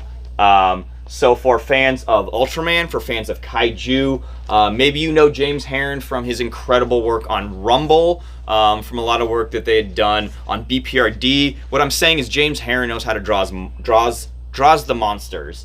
And look at this. We get this beautiful extra kind of thick format there. Trad Moore cover, but I'm not here for Trad. I love Trad, but this is why I'm here. James Herron is an absolute monster at drawing monsters. This is going to be just out of this world. If you enjoy kaiju, if you enjoy just hyper violence, if you enjoy anything that's kind of in that vein, I would say this is definitely going to be a book worth your time. Not the only single creator-owned, beautifully illustrated book that came out this week, but genuinely, if you are a fan of monsters and kaiju and any sort of Ultraman stuff, this is the book you're going to want to be reading this week. I am so excited for this one. I mean, just insane stuff. Oh man, I just want to flip through this in front of everyone so you can all get a take a peek at it. But realistically, just grab a copy of this now. Be warned, this is an $8 book to start because it is so thick, but it's 100% worth it. I would say if you have, like I said before, any interest or fandom for kaiju or Ultraman stuff, Ultra Mega is 100% the book for you this week. And moving forward, we're gonna keep on with the single artist creator books. Chris also insulted me. All right, you got it, Chris. All right, everyone, get ready because not a lot of people have this book on their list, but I know you're all going to be requesting it. Matt's must-have for the week is the new book James from Vault? Stokoe. It's not from Vault. It is from Dark Horse. James Stokoe's Orphan and the Five Beasts. That's right. James Stokoe released a comic book. It came out. It's not Aliens. It's not Godzilla. It's not a Marvel. This is a thing he actually had. It's not Orkstein. I know, it's not Orkstein. But it is similar in that sense, and it's Stokoe. Oh, there's an O. There's an R. So it's Stokoe doing. He's doing, you know, Japanese folklore. He's doing some kind of Eastern, some Chinese folklore here. But it's him just drawing and telling an incredible story here, where you've got all sorts of crazy monsters. You've got looks like some demons. But realistically, Brian, you've got thunder thighs. You've got thunder thighs. I've got thunder thighs. If you take this book home with you, you definitely will. But you know he does not skip leg day. Is that what you want Daffy to have? Yeah. I want someone to draw Daffy like that. So yeah, if you need to get a copy of this, let us know right now. We'll get one in there. But that's right. James Stokoe finally released a comic book, and it's not Orkstein, but it's pretty freaking close. So just nothing but bangers up here today. If you are looking for something really, I'd say with a lot of really great art, some intense action, those two right there are surefires for you. All right, we've got, I'll just move right into mine since it basically fits in the same vein. So my pick for the week was the often late but always worth it Night Hunters. We finally got the release of Night Hunters #2 from Floating World Comics by Alexis Sarit and Dave Baker, and I'm not sure who, Robert Negretti. It looks like they are doing the letters on that. But yeah, if you enjoy Alexis Sarit, if you enjoy, you know, Space Riders, if you are looking for a crazy, ridiculous cyberpunk story set in what is this? This takes place in, was this New Bogota? Or no, this is in, I'm trying to remember. Portland. No, is it Venice? I'm trying to remember because it's like 2070. So I literally just forgot what the first issue was. Kansas? Where's Alexis? He's Venezuelan. So, but yeah, so it takes place there. But I would say, yeah, if you haven't read the first issue of Night Hunters, we should be getting some second prints very soon of that. If you weren't able to get a copy, we did finally get enough copies of Night Hunters #2 to actually go into everyone else's subscription box as well as onto the shelf. So if you are looking for another incredibly well illustrated, just crazy book for the week, Night Hunters #2 is definitely one you'll want to get added to your list. Yeah, can do, Adrian. We'll get those ready for you. I'm gonna go ahead and just slide this stuff right over here, and I'm just gonna put it right in front of Abbott for right now. All right, Brian, I'm gonna grab some of those requests. Do you want to help me out with these last couple picks here? Sure. All right. So, go ahead and set that up for you. I'll let you figure out if you have a preference for any of those. So did Jeremy pick this due to a pun on his name? You'd think that'd be the case. I think Jeremy picked it because it's a very, very good story. I also am kind of surprised he didn't pick some of the other books that came out this week. They just seem very on brand for Jeremy. But Jeremy's jam is the first volume of the Gypsy Darsky Ramon Perez book, Stillwater. Yes, so that is, I believe, that's the collection of the 5 issues of that? First 6 issues. 6? Oh, even better. Yeah. That first issue sold out pretty freaking quickly and was hard to get a copy of. Nobody dies in the town of Stillwater. That's not just promise. It's a threat. Seemingly frozen in time and unable to age, the citizens have learned to exist with the knowledge that they'll live forever. No one allowed in or out of town under the threat of severe violence. Things seem normal from the outside. When Daniel shows up in town after receiving a mysterious letter, he'll find out if immortality is a gift or a curse. So, first 6 issues. Look.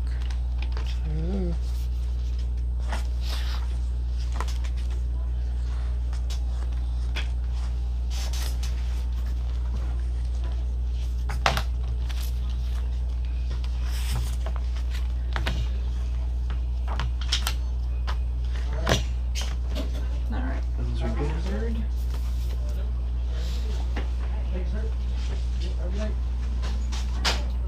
Perfect. While you get those last 2, Brian, I'm gonna grab the collected stuff for the week. Okay. Not sure if we have space on the display case for one of them. We may have to move everyone else's off. But the next one up, we have Dylan's pick for the week. It is Martian Ghost Centaur. So I was looking at this the other day, and when it came in, it looked kind of interesting. It takes place in the city of Southborough, which is a famous location for spotting Sasquatch. And so the whole town is essentially based off of Sasquatch tourism. People coming into town to look for Sasquatch, and you'll visit the local diner, go to the gift shop and all this stuff. But Sasquatch hasn't been sighted all that much in town recently, so town's kind of drying up. But a new kind of company comes into town and tries to take over the town. So then you have, and then they try to stop the takeover, but even though many people think that possibly Sasquatch is a hoax, maybe not. Maybe there actually are, creatures out in the woods near Southborough. So yeah, that's her main character. Her name is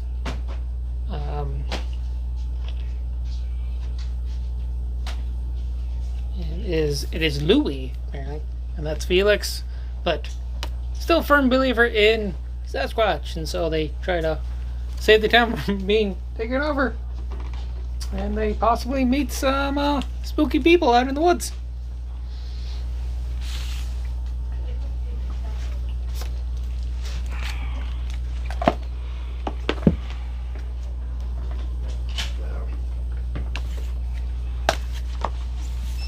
Dave's pick, which is probably one of the bigger books of the week, is The Fall.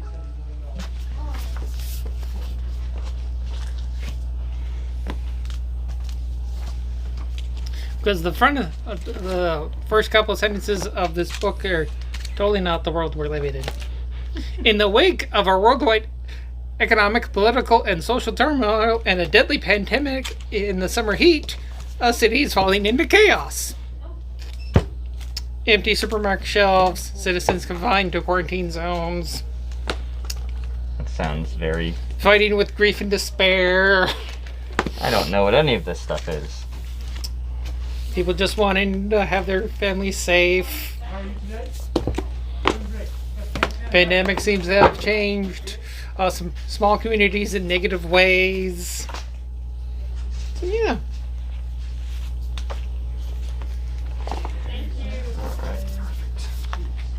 So we know nothing about that type of stuff in 2021. No one will have any sort of contextual experience. Nope. No contextual experience about living through a pandemic.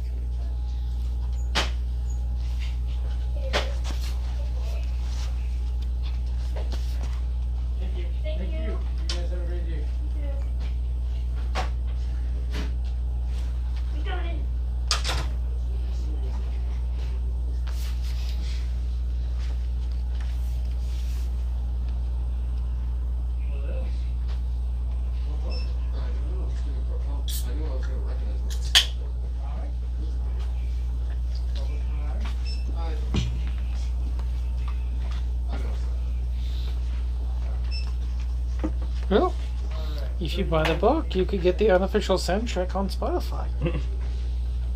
But only if you buy the book.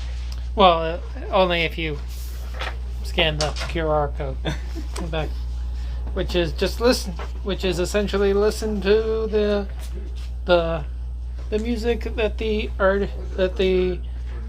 writer artist was listening to while they were creating the book. You can listen to that music as you read the book. I do appreciate that. One of my favorite things that actually Alexis Zarit does, who draws Night Hunters, he usually posts on his Spotify accounts the stuff that he's listening to when he's drawing books. So there's specifically like a Night Hunters soundtrack. I know there's a soundtrack he did for I think for the Vortex of Destruction. He definitely has one for there's at least 2 Space Riders ones. But I don't know. I like that kind of stuff. I'm sure Daniel Warren Johnson has some insane soundtrack for all of the stuff he draws. So those were the picks for the week. A lot of number 1s and even some 2. Some great collected stuff. Great art on every single one of those books, that is for sure. But yeah, I would say if you are interested at all in any of the stuff that you see up here, let us know. We'll set some copies aside for y'all. But with that though, I think we can jump in to the collected stuff. So as always, staff picks are always available. You are always welcome to continue to request stuff off the wall back here, or if you have any questions about stuff you see here, or maybe stuff you don't see that you thought was coming out today, let us know.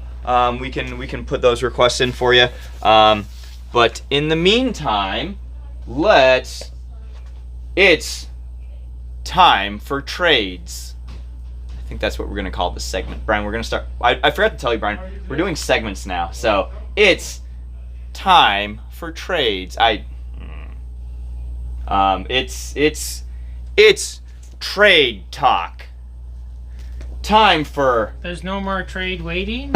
That's right. Trade waiters. Ding ding ding. Orders up.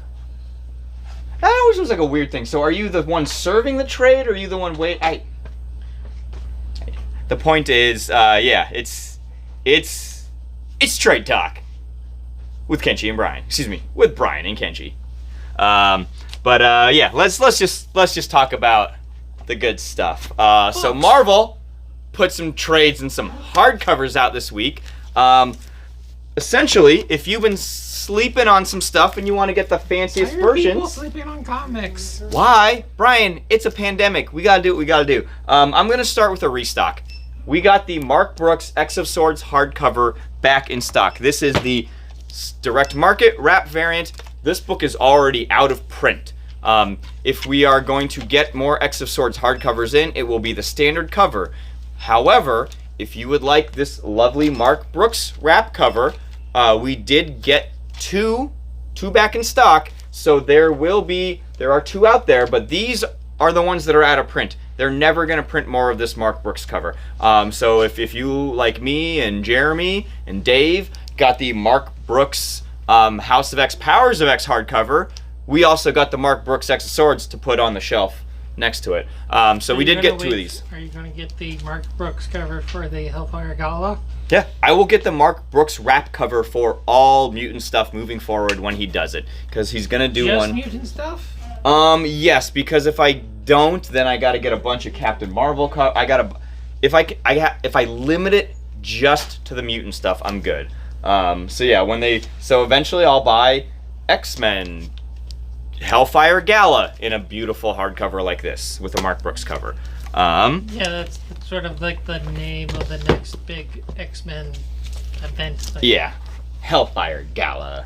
But until then, I'm gonna read my awesome Avengers hardcover, deluxe hardcover volume 1. This is the Jason Aaron run. So this is the first 12 issues plus Free Comic Book Day.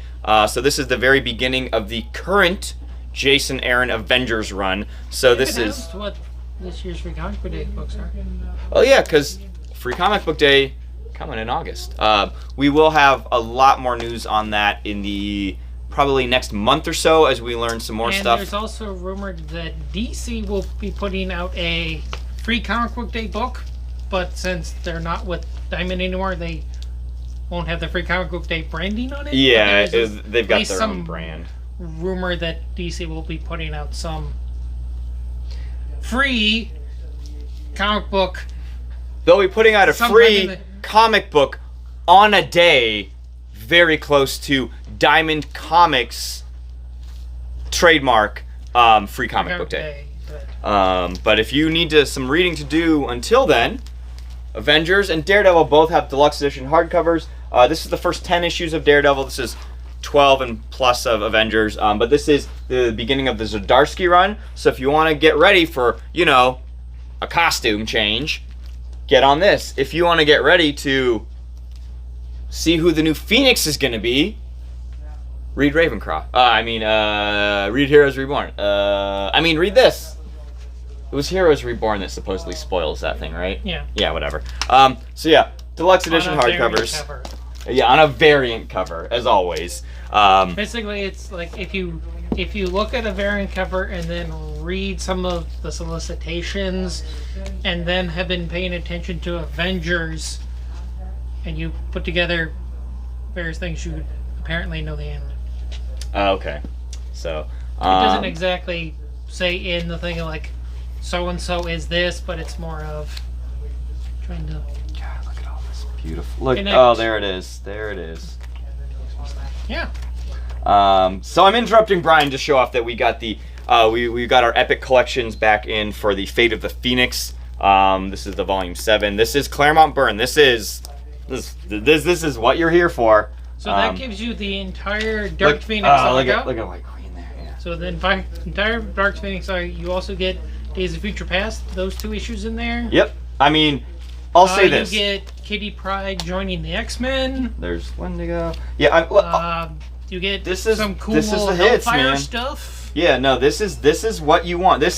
So for me. You don't start at 1. You start giant size, and then this is the second thing you read. This is like when you think of major plot points in the history of these characters. It's giant size number 1, thing beginning that of the I thought Claremont. was so interesting in the back, the last kind of book that they include is a book that they call The Phoenix, The Untold Story. Yep. And so that kind of gives you what the original storyline intent was going to be. Yeah. So this is how they were going to do it. Has interviews with Jim Shooter, has Chris Claremont, John. Oh, look. Those are from the John Byrne X-Men, Artist Edition X-Men. So if you didn't buy that, you can get this beautiful trade for, once again, still $40 for these epics. But yeah, for us, this is quintessential X-Men right here. So if you don't have these singles at home, because you don't want to spend $75 a piece for some of them, $100 a piece, especially if you're getting into some of that stuff, you can once again pick up a really well constructed epic for collection like trade. You can get like a whole nice chunk Yeah. of. Oh god, I love this. Look at that. Yeah. So good. Yeah. No, this is the X-Men for so many of us. It's these stories that lead to the next, but this is. And there are other This is collections that have this stuff key. in there, but they'll probably charge you a whole lot more. Yeah, for no. a whole lot less. Yeah, no. I for what they are, I think the epic collections are very, very good products, especially for readers who didn't read this stuff initially. I assumed one of you was going to take that, Sylvia. But yeah, we'll get you the Avengers one. I do have one more if anyone else wants it, so I'll just leave that one right there. All right, so moving on to the DC releases, we got somehow a DC Black Label release of Matt Kint's Revolver. Perhaps you already own this, like I do, when it was published by at least 1 or 2 other companies. But this is the Everyone Black has Label their chance trade. to put out Revolver. I wish he had more. But yeah, this is some early Matt Kint stuff. This is very much. You have Boom. You There's did. Revolver coming out in a few years. They'll have their collection, but it'll be called Revolver: The Story of a Gun That Used to Be in Your Pocket. Dead Ideas will soon have their own release of Revolver. It's so for any people who are unfamiliar with this is an early Matt Kint story, very much a kind of sci-fi take where the flip, one character, two different worlds. In one world, an avian flu hits and it's like a post-apocalypse, and the other one, they're still stuck in their crappy job. This is a pretty early Matt Kindt story, so I'd say if you didn't get a chance to pick this up when it originally came out or in one of the multiple versions, really nice $20 trade paperback. And the thing I do like is that because of the way Matt drew this, essentially in two tones, they did a good job of reprinting that. And one of the things that I also really appreciate about Kindt, a lot of his stories have some kind of like undercurrents and a lot of like structure they're built on. So he's even got stuff down, text down on the bottom here, which does actually inform the story. So Matt Kindt is a very, very talented creator, and I appreciate that they are making some of his older stuff available again for a relatively inexpensive price. Speaking of more reissues of things, this is the official DC Black Label release for Tom King and Mitch Gerads' Sheriff of Babylon. This is both volumes put together. Originally, this last time this came out, it was a hardcover, so I'm not sure if there's... I don't know if they've put this trade out yet, but if you were interested, for $30, you can pick up all 12 issues of this run that was very critically successful and ultimately led to to the Mr. Miracle story. This is people working on Rorschach right now. But yeah, this is the story of a CIA operative living in Baghdad after the 2003 invasion. So this is not a superhero story, but this is very much in the vein of what Tom King seems to do very well, which is the idea of trauma and how that relates to other people. But yeah, this is about a CIA operative existing in Baghdad right after the fall. So if you were interested in this early Tom King book and haven't had a chance to read it, nice $30 trade paperback is available. DC did also release the, once again, Black Label Sandman Deluxe Edition Book 2. So they are reissuing Sandman now in Deluxe Edition hardcovers. The original Sandman? Correct. This is going to be issues 17 to 31. So this would be Midsummer Night's Dream is in here. You're also getting Sandman Special #1 and short stories from Winter's Edge 1 through 3. So they are going back and taking all of the Sandman stuff and putting it into these hardcovers. So this is the fourth way I think you can now get this. They will always keep the single volume trades available. They've got absolutes, they've got annotated volumes, and now you can get deluxe edition books, aka hardcovers. I think we would need to put a reorder in for book 1, but we do have book 2s available today. All right, moving forward with some more collected stuff, we finally got the volume 1 of Neil Gaiman, P. Craig Russell's Norse Mythology. So this is going to be the first arc, so that's the first 6 issues. So this is all stuff that essentially Gaiman, mostly I'm assuming it's P. Craig Russell adapting all the Gaiman stuff and kind of leading the art team. But yeah, you've got stuff in here, so you get P. Craig Russell, you get Mignola, Jerry Ordway, Dave Rubin, I think Peter Kowalski, and you get the Jill Thompson story in here. So if you were not picking up the singles of this... So I think that's everything that's currently out. Yes, that would be all the issues that... This book got delayed enough that they were able to get the hardcover ready to go right after issue 6 came out. So if you were not able to pick up the singles, which we still have... We still got the singles if you want them. You can definitely just get this lovely hardcover here. It is part of the quote-unquote Neil Gaiman library. So, I'm saying this now. There will be a library edition for this. It's Dark Horse and it's Gaiman. There will be a library edition in probably about 1.5 to 2 years because they've got to get the second volume done. But if you want to read this now, gift it now, or buy it for yourself, read it, and then gift it when the big one comes out. Just read lightly. Get this copy now, $30 for the first 6 issues. Nice hardcover collection. But yeah, if you want to read any of this, definitely grab this now. I'm kind of surprised this wasn't Jeremy's pick. If he had known this was coming out, this might have been his pick. But I am kind of surprised this wasn't Jeremy's pick. And then we finally also have a reissue of the first volume of the Dark Horse Usagi Yojimbo. So this is volume 2. Fantagraphics still owns the rights to volumes 1 through 7 of the original run, but this is book 1 of the Dark Horse run. This used to have a blue cover on it. This is a new printing with a new cover, so they are making this available again. But what's really great is, look how big that is. Look at that. That is $30, and it gets you get Usagi Volume 2, 1 through 16, and Volume 3, 1 through 6. So this is the absolute best way to read all of the Usagi stuff as it was originally printed.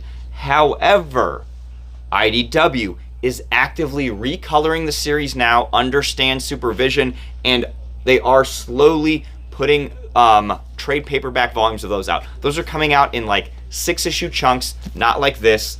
But if you would like to read this as it was originally created, in a beautiful, beautiful, oversized hard or soft cover, well bound. These are very, very nice. This is what I have at home. I would definitely recommend picking up this first volume, but that is just $30. What's up?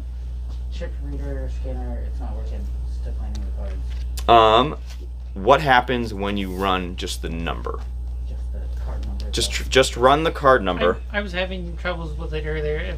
It eventually kind of lets you do it, Yeah. but it takes like 2 or 3 times. So. The chip reader is super bad. So, yeah, if the number won't work, then that's kind of unfortunately the last resort. But like I was saying, $30 gets you this nice new printing of the Usagi Yojimbo Saga Book 1. This is the Dark Horse stuff, so technically this is the second volume. The Fantagraphics stuff is volume 1, so this is the beginning of that.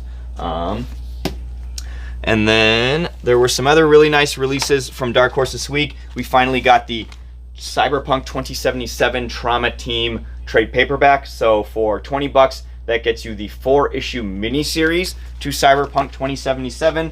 Cullen Bunn, of course, is writing it. Following it's not around. Glitchy.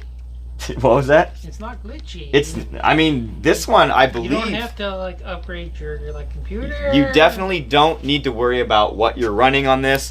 I believe you can actually read the entirety of this comic without it just bricking on you. Like, you can actually finish the story in one sitting if you'd like. No patches necessary. They won't T-pose on you. I mean, you could T-pose. I'm not gonna draw my. You could T-pose while you read it. I think You do you. How do you hold the book and? You just put it on a shelf in front of you and just. But yeah, so they got that trade out. We did also get the trade of You Look Like Death Tales from the Umbrella Academy. So this would be roughly volume 4. They're calling it volume 1, so I get the feeling. The first volume in the Tales from Umbrella. Tales from series. But yeah, this is a story about Klaus. It's seance in LA in the 70s, essentially doing what he does during that era, which is a lot of people and a lot of drugs. But this is beautifully illustrated by I.N.J. Culbard, who some people might be familiar with from some of their very, very good work adapting Lovecraft stuff or on Wild's End.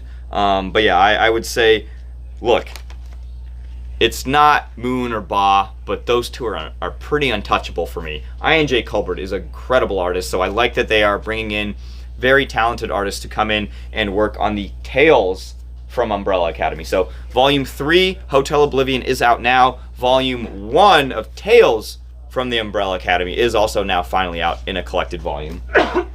So those are there. And then the last couple ones I want to cover is we got Volume 3 of the Albatross Funny Books, new volume of The Goon. This is issues 9 through 12. So this is going to be Roger Langridge writing it, and you've got Mike Norton doing the art. So it's not Eric Powell, but that's okay. He's very busy. He got some incredibly talented people to come in and to tell more stories in his world of The Goon, which ultimately I think will help fill the gap, as Powell is currently working on new stuff now from The Goon. So if you read this, you know that after that we are getting stuff like, hopefully he's actually advertising it in here. We should be getting more Hillbilly. But yeah, Lords of Misery was a one that Powell did. So he is doing Goon stuff currently. This was just kind of the arc where he had some other people working on it. So if you've been enjoying any of the new Goon stuff, the Albatross stuff that Eric publishes is out now. I forgot to mention this beautiful book, Curtis Hill by Pow. This is the Spanish writer and artist, but this is essentially going to be an anthropomorphic story about race cars. Are the cars anthropomorphic? I wish, that'd be cool. But just you know, if you're looking for a really great kind of, you know, historically informed anthropomorphic piece, I would certainly say this is worth checking out. Curtis Hill, so the main character here, is a millionaire, philanthropist, and famed dog race car driver. His rival on the speedway is obsessed with winning and will claim the prize at any cost. But yeah, basically this is going to be a nice standalone story, beautifully illustrated. And like I said, it's just going to be classic kind of anthropomorphic story, but very much kind of set in this kind of classic world of Melon City. But that did also come out this week. And then another new release is the Volume 1 from AWA's Upshots. That is American Ronin. They continue to produce $10 trade paperbacks for the Volume 1. So if you maybe picked up Grendel, Kentucky last week, you could now pick up American Ronin #1. This is the one from Pete Milligan and Akko, who some of you may have heard me talk about their work on a Nick Fury book years ago. Nick Fury Jr.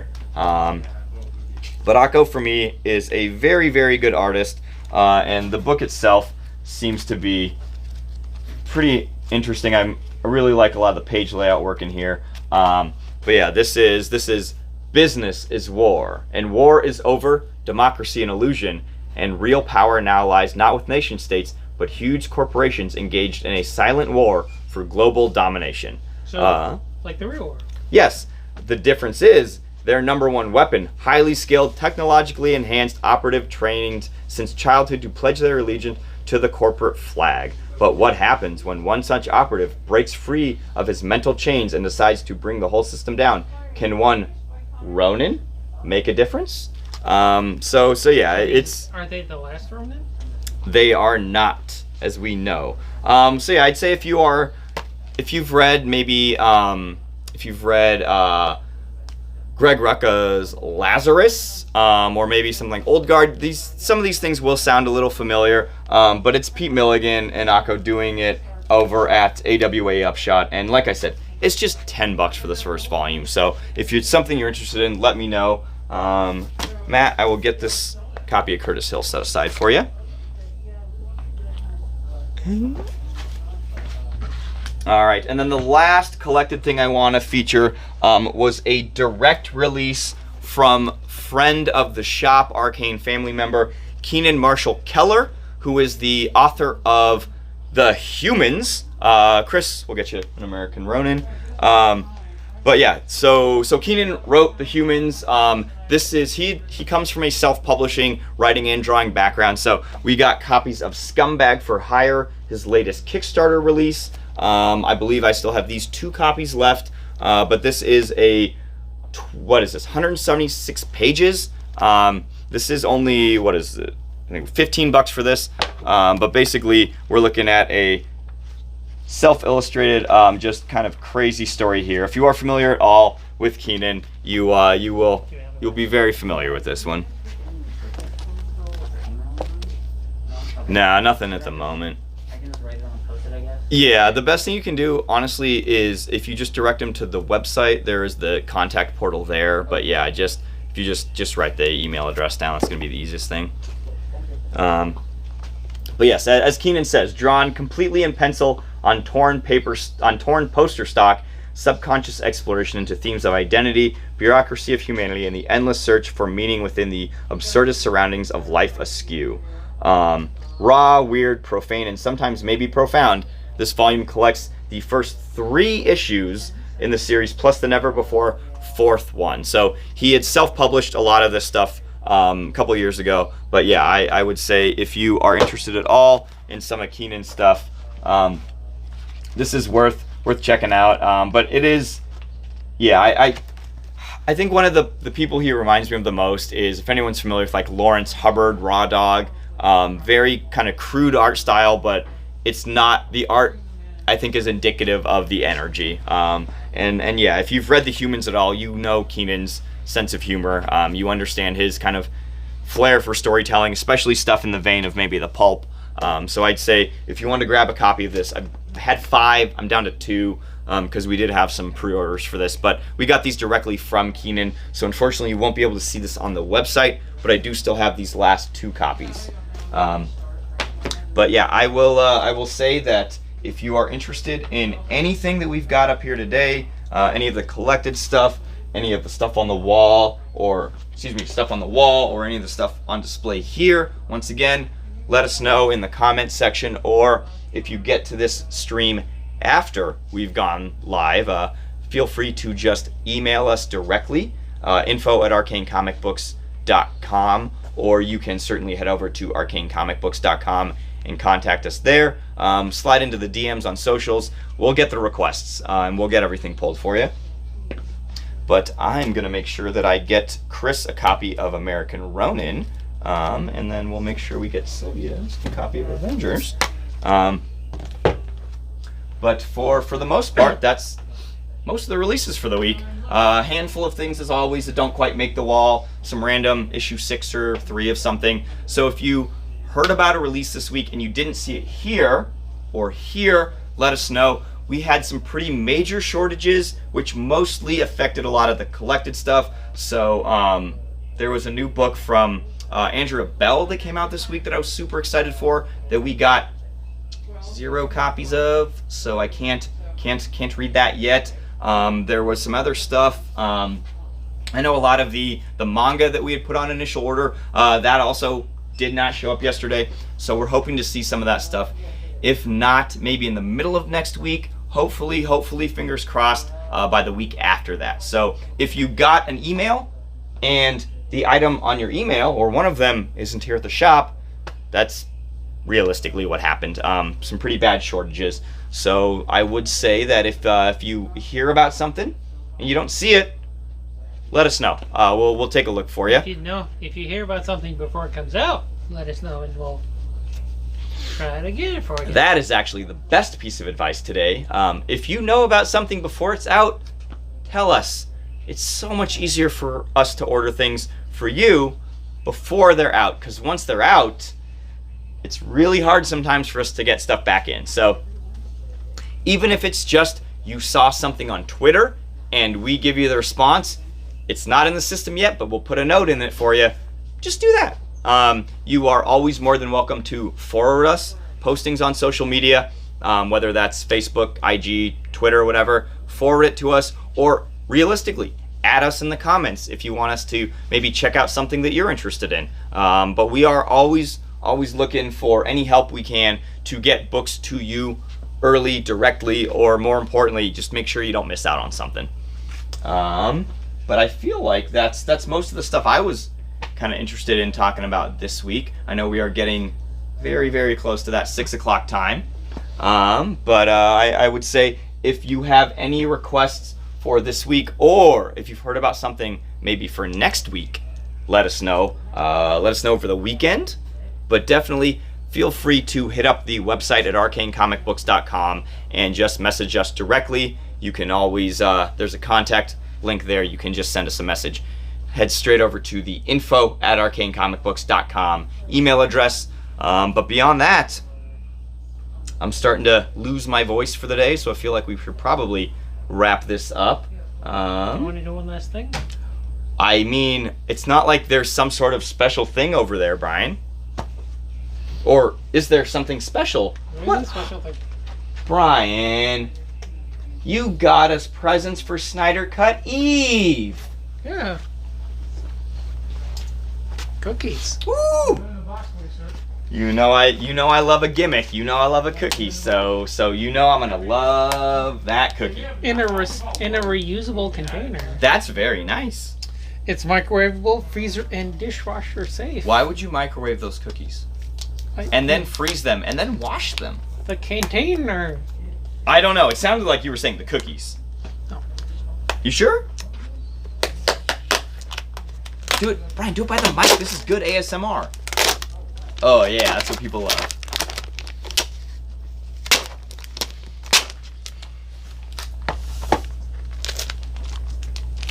Yeah, exactly. Matt knows what's up.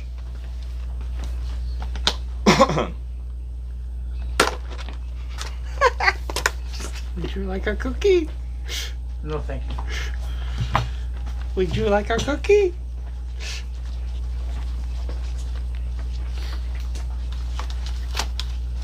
Would you like a cookie? You know I would, Brian. Well, I touched those two, so I'll take 2 cookies now. Mmm.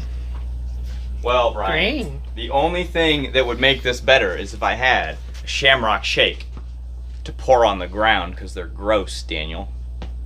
You don't like Shamrock Shakes? I actually don't even know. I haven't had one in so long. Oh, man. That is exactly... It tastes like a river in Chicago. What does that actually taste? What's funny is it doesn't taste like a standard sugar cookie.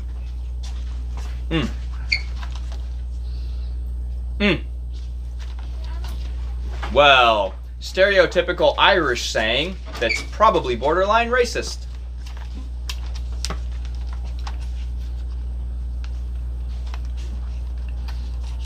It's definitely a green cookie. I certainly feel like driving snakes out of a tiny little island. Shout out the Lucky Charms guy. Shout out all leprechauns. Shout out Mike Myers from Wayne's World when he goes, "I'm the leprechaun," and it's like really scary to Brian, did that scare you? I'm sorry, did that scare you? I'm very concerned now. Okay, cool. I was very worried. I know you do. I know you are very Garth-esque, especially with that hair now, by the way. You are very Garth-esque. Loving it. But though, I'm really waiting for your Chris Gaines phase. That's what I'm really looking forward to. Brian, thank you as always for continuing to share delightful gimmicks with us. Nelson, you're with us in spirit. Hopefully you're eating something unnaturally green today as well. You pseudo-Irish person. You told me you were like doing stuff for St. Patrick's Day, so I don't have to feel bad. You are also ethnically Irish, so it's fine. I'd like the Irish actual people in Ireland. This isn't a thing for them, is it? No. This is 100% like an American thing, right? Okay. Like fortune cookies. This is an American invention that we just put on to someone else. Yeah. Or nachos. All those things are great though. So once again, us deciding what your culture is, yeah, you're welcome, everyone else in the world. This is not problematic at all. But yeah, Brian, thank you as always, and sorry, I'm just getting caught up on the comments. So do you think Chris is talking about 24? I assume so. Monster Chiller Horror, Midnight Western, or wait, no. Because there's the Midnight Western Theater book at 24, which does have monsters in it. Are you just making a comment?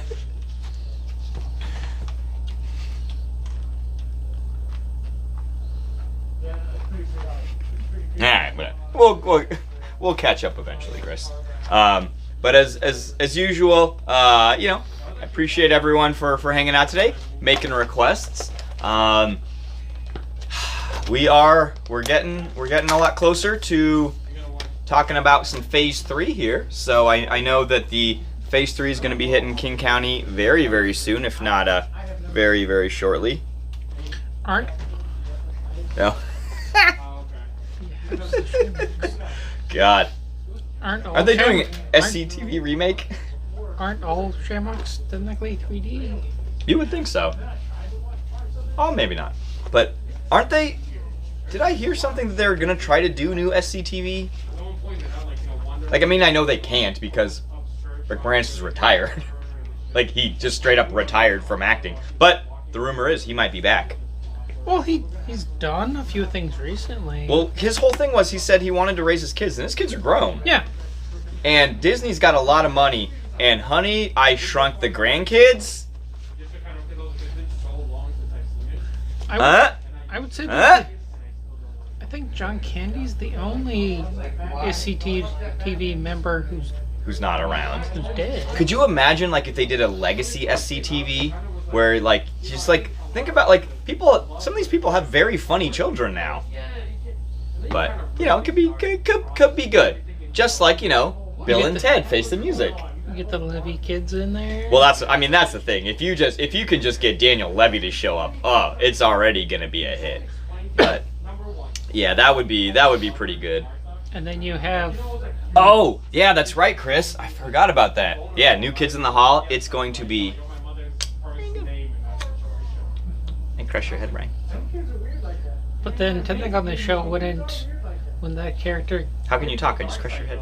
when the Crush your Daniel head. Levy character get confused why one of the people on that channel looks very familiar. That would actually be very funny if it starts with them watching it. Oh, I'm sorry. I'm doing that off camera. Sorry, everyone. I was squishing Brian's head. Hey, squish your head, Brian. I caught up. I was like, that makes no sense. Yeah, I know, Michael. It's good times. Also, everyone, take a nap now. We'll see y'all at 12:01 for that Snyder Cut. That's actually happening. Like I cannot wait. I cannot wait for Saturday when we get to talk about this. Nelson, you better be watching that thing. I mean, I know you are, but also, I cannot wait to watch that Snyder Cut. Don't worry, Leah. I'm not gonna make you watch that with me. Or we'll just start it late enough where you can fall asleep after 2 hours and think that you finished it. Can you imagine? Can you imagine what's gonna happen after this movie is the most streamed piece of media ever? Like, it's... Just remember where you were on March 17th, 2021 in a pre-Snyder Cut world. Because tomorrow, whoo-wee, it's a whole new day. It's a whole new world? It's gonna be a whole new world. It's gonna be a kingdom come. It's gonna be an frontier. It's gonna be a final crisis. It's gonna be a doomsday clock. She wants to. No, you don't. No, you don't. She wants to watch the first 2 hours and then fall asleep. Okay, that's fine. That's fine, Lee. You can watch those. And then, once you fall asleep, I'll just watch Cats again. Like on Christmas Eve. I mean, I'm not saying we don't already have some of those things, but yeah. My digital projector is not that good, but we will, at some point in this world, at some point in time, we will have a streaming. We already have a TV. We do have a TV. I might take that home, though. I think I Well, might he take... says bring it to the shop. Oh, we are looking at a giant TV right now, and this isn't mine even. So, yeah, it's gonna be awesome. My cavity. What about my cavity? No. My cavity. Yeah, what about my cavity? No, Brian, I'm making reference to the great musical Cats, starring Idris Elba, because in every scene he goes, my cavity, and then he spins away, and it's great. I want to know why you keep talking about my cavity. Also, we can talk about the greatest accent ever, which is Taylor Swift's British accent in that movie. It's very good. Wait, why are we wasting time talking about Cats when we're talking about Snyder Cut? So just remember, tonight is the night that you had a life, and tomorrow I had a life? you did have a life up until today, but after tomorrow, it's not your life anymore. It's Snyder's life. You're just a part of it. So it's my life, but it's now or never? Uh-huh. I have no idea what the next line is. Yeah, I definitely don't either. Oh my god, I would love to see the Snyder Cut of Cats. That would make me so happy. He's not there. I'm Taylor Swift and my cavity's not there. I just won a Grammy for best album. I don't know why. As always, it starts going Australian.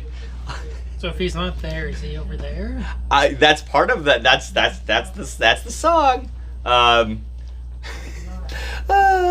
Yeah. The amount of times I've spent thinking about the movie Cats, I don't regret it at all. Seeing Cats on Christmas Eve with Jeremy and Matt and Leah was one of my favorite experiences of all time. And I will... Notice I wasn't included in that.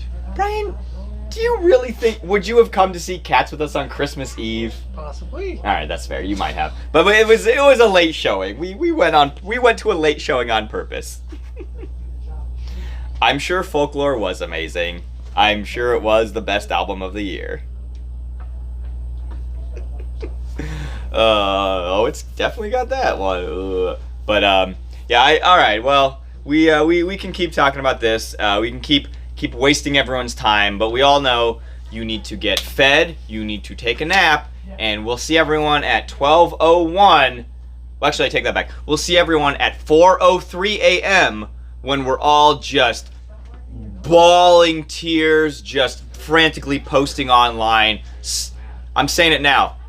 Snyder did it. Snyder did it. Take that, JJ. You want him to do the JJ cut just like now? No, I want the Snyder cut of Force Awakens, and I want the Snyder cut of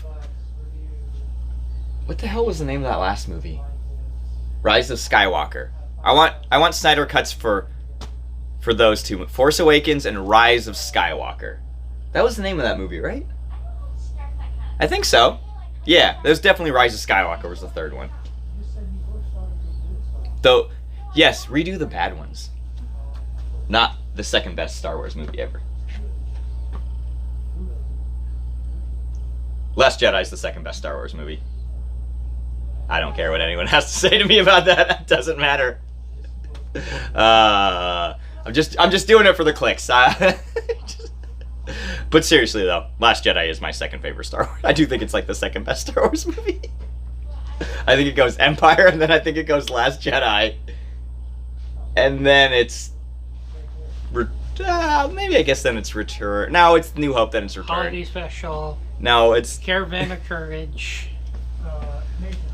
the Snyder cut of Austin Powers 3. The Snyder cut of Goldmember? That'd be good. Alright. Well, I tell you what, everyone. Let's all at 4:03 a.m., let's just think of what is the next thing we want Snyder cut. Because the world's open to us. This is going to prove that there's no reason to make new movies. We should only Snyder cut them. Snyder cut. Blade Runner. The Snyder cut of Blade Runner. That's what I want. Dark Knight's Death Metal. Ooh, that would be very, very good. Oh, jeez. Hey, whatever. As long as Ryan came in the middle of it and tried to do something. Hey, you take some swings. You don't always connect, but I respect the effort. Speaking of respecting effort, Brian, it's taken a lot of effort for you to continue to stand here for the last 10 minutes while I do this BS. So let's all think about what we want Snyder cutted, and we'll Snyder cut you next week. They're doing a new Clone Saga. I know they are. It's gonna be dope. Over in the Miles Morales books, they're doing a Clone Saga. Yeah, there's a nice fold-out ad for it in King in Black Amazing Spider-Man, I think. Get your orders in for Miles Morales number 25. I guarantee you it's not going to be ASM 85 or whatever that cover was, but I guarantee you Miles Morales 25 is going to be selling for more than cover price the day it comes out. It's just a really cool cover. Dude, this Snyder cut. You're welcome. You're very, very welcome, all of you. All right. So the Snyder cut of the Why So movie room, or the Brie Larson. No, it's a mashup of the Brie Larson and the Tommy Wiseau one. Well, I'm from New Orleans. This is my It's my New Orleans accent. Oh God. Could you even imagine? Like, I can't even imagine if they tried to Snyder cut the. It wouldn't be possible. That movie's already perfect. All right. Well, now that we're ending on that one, we'll go ahead and we'll leave this for up for discussion, and we will. Goodbye, Nathan. Goodbye. We'll like Nathan, we're also gonna say goodbye. So everyone say goodbye to Nathan. Bye, everyone. Nathan says bye. Wow, people are being very mean to you in the comments section, Nathan. I don't even know how they know your hair is that long, but people are really not liking it. Oh wow, that is. How do they even know what his sexual orientation is? I don't know. I didn't even know he had one. It's fine. All right. Well, as always, thank you for wasting too much time with us. If you are interested at all, Too much time. too much time, and I spell time Tyme. Yeah, we are gonna. I cannot wait. I know that this is gonna sound really really mean, but I can't wait till Saturday when you come into the shop in the afternoon, Nelson, and we just destroy this. Brian, are you gonna be able to have seen it by then? You have HBO Max. No. Damn it! I thought. Oh man. We already had this I conversation. know, with one and for remaining some reason I core. thought this had been solved. All right, Brian. We will do our best, but Brian, do you have access to a VPN, Brian? Do not. Cut this off stream. I am not saying people should pirate media. I would not give you a very good torrent site to recommend. But what I will say, Brian, is Daniel at Foil Nelson, I'm calling you out. It is our responsibility to get Brian a copy of Justice League Snyder Cut so he can see this, because I am very interested in what this man's response is going to be. Also, we still haven't gotten his response to Wonder Woman 84, so that's on us. No, I know, Brian. That's also on Nelson and I. But Nelson, you and me, we will make sure he sees that movie, because I more want to know what his reaction is to Fred 2, Night of the Living Fred. well, I'm sure he'll talk about that on Saturday, which is why we have to do our research too, Brian. So if you want to join us next week in the discussion, please go out of your way, sign up for HBO Max right now, and go watch that Snyder Cut at 12:01. Or if you can, adjust your VPN so you can watch it at like 3 hours or whatever. I don't know. Maybe it premiere in the UK. But East Coasters, let us know how it is. We'll see you on the other side. As always, Snyder Cut. Arcane Comics and Snyder Cut. Say Snyder Cut, Brian. Snyder Cut, Brian?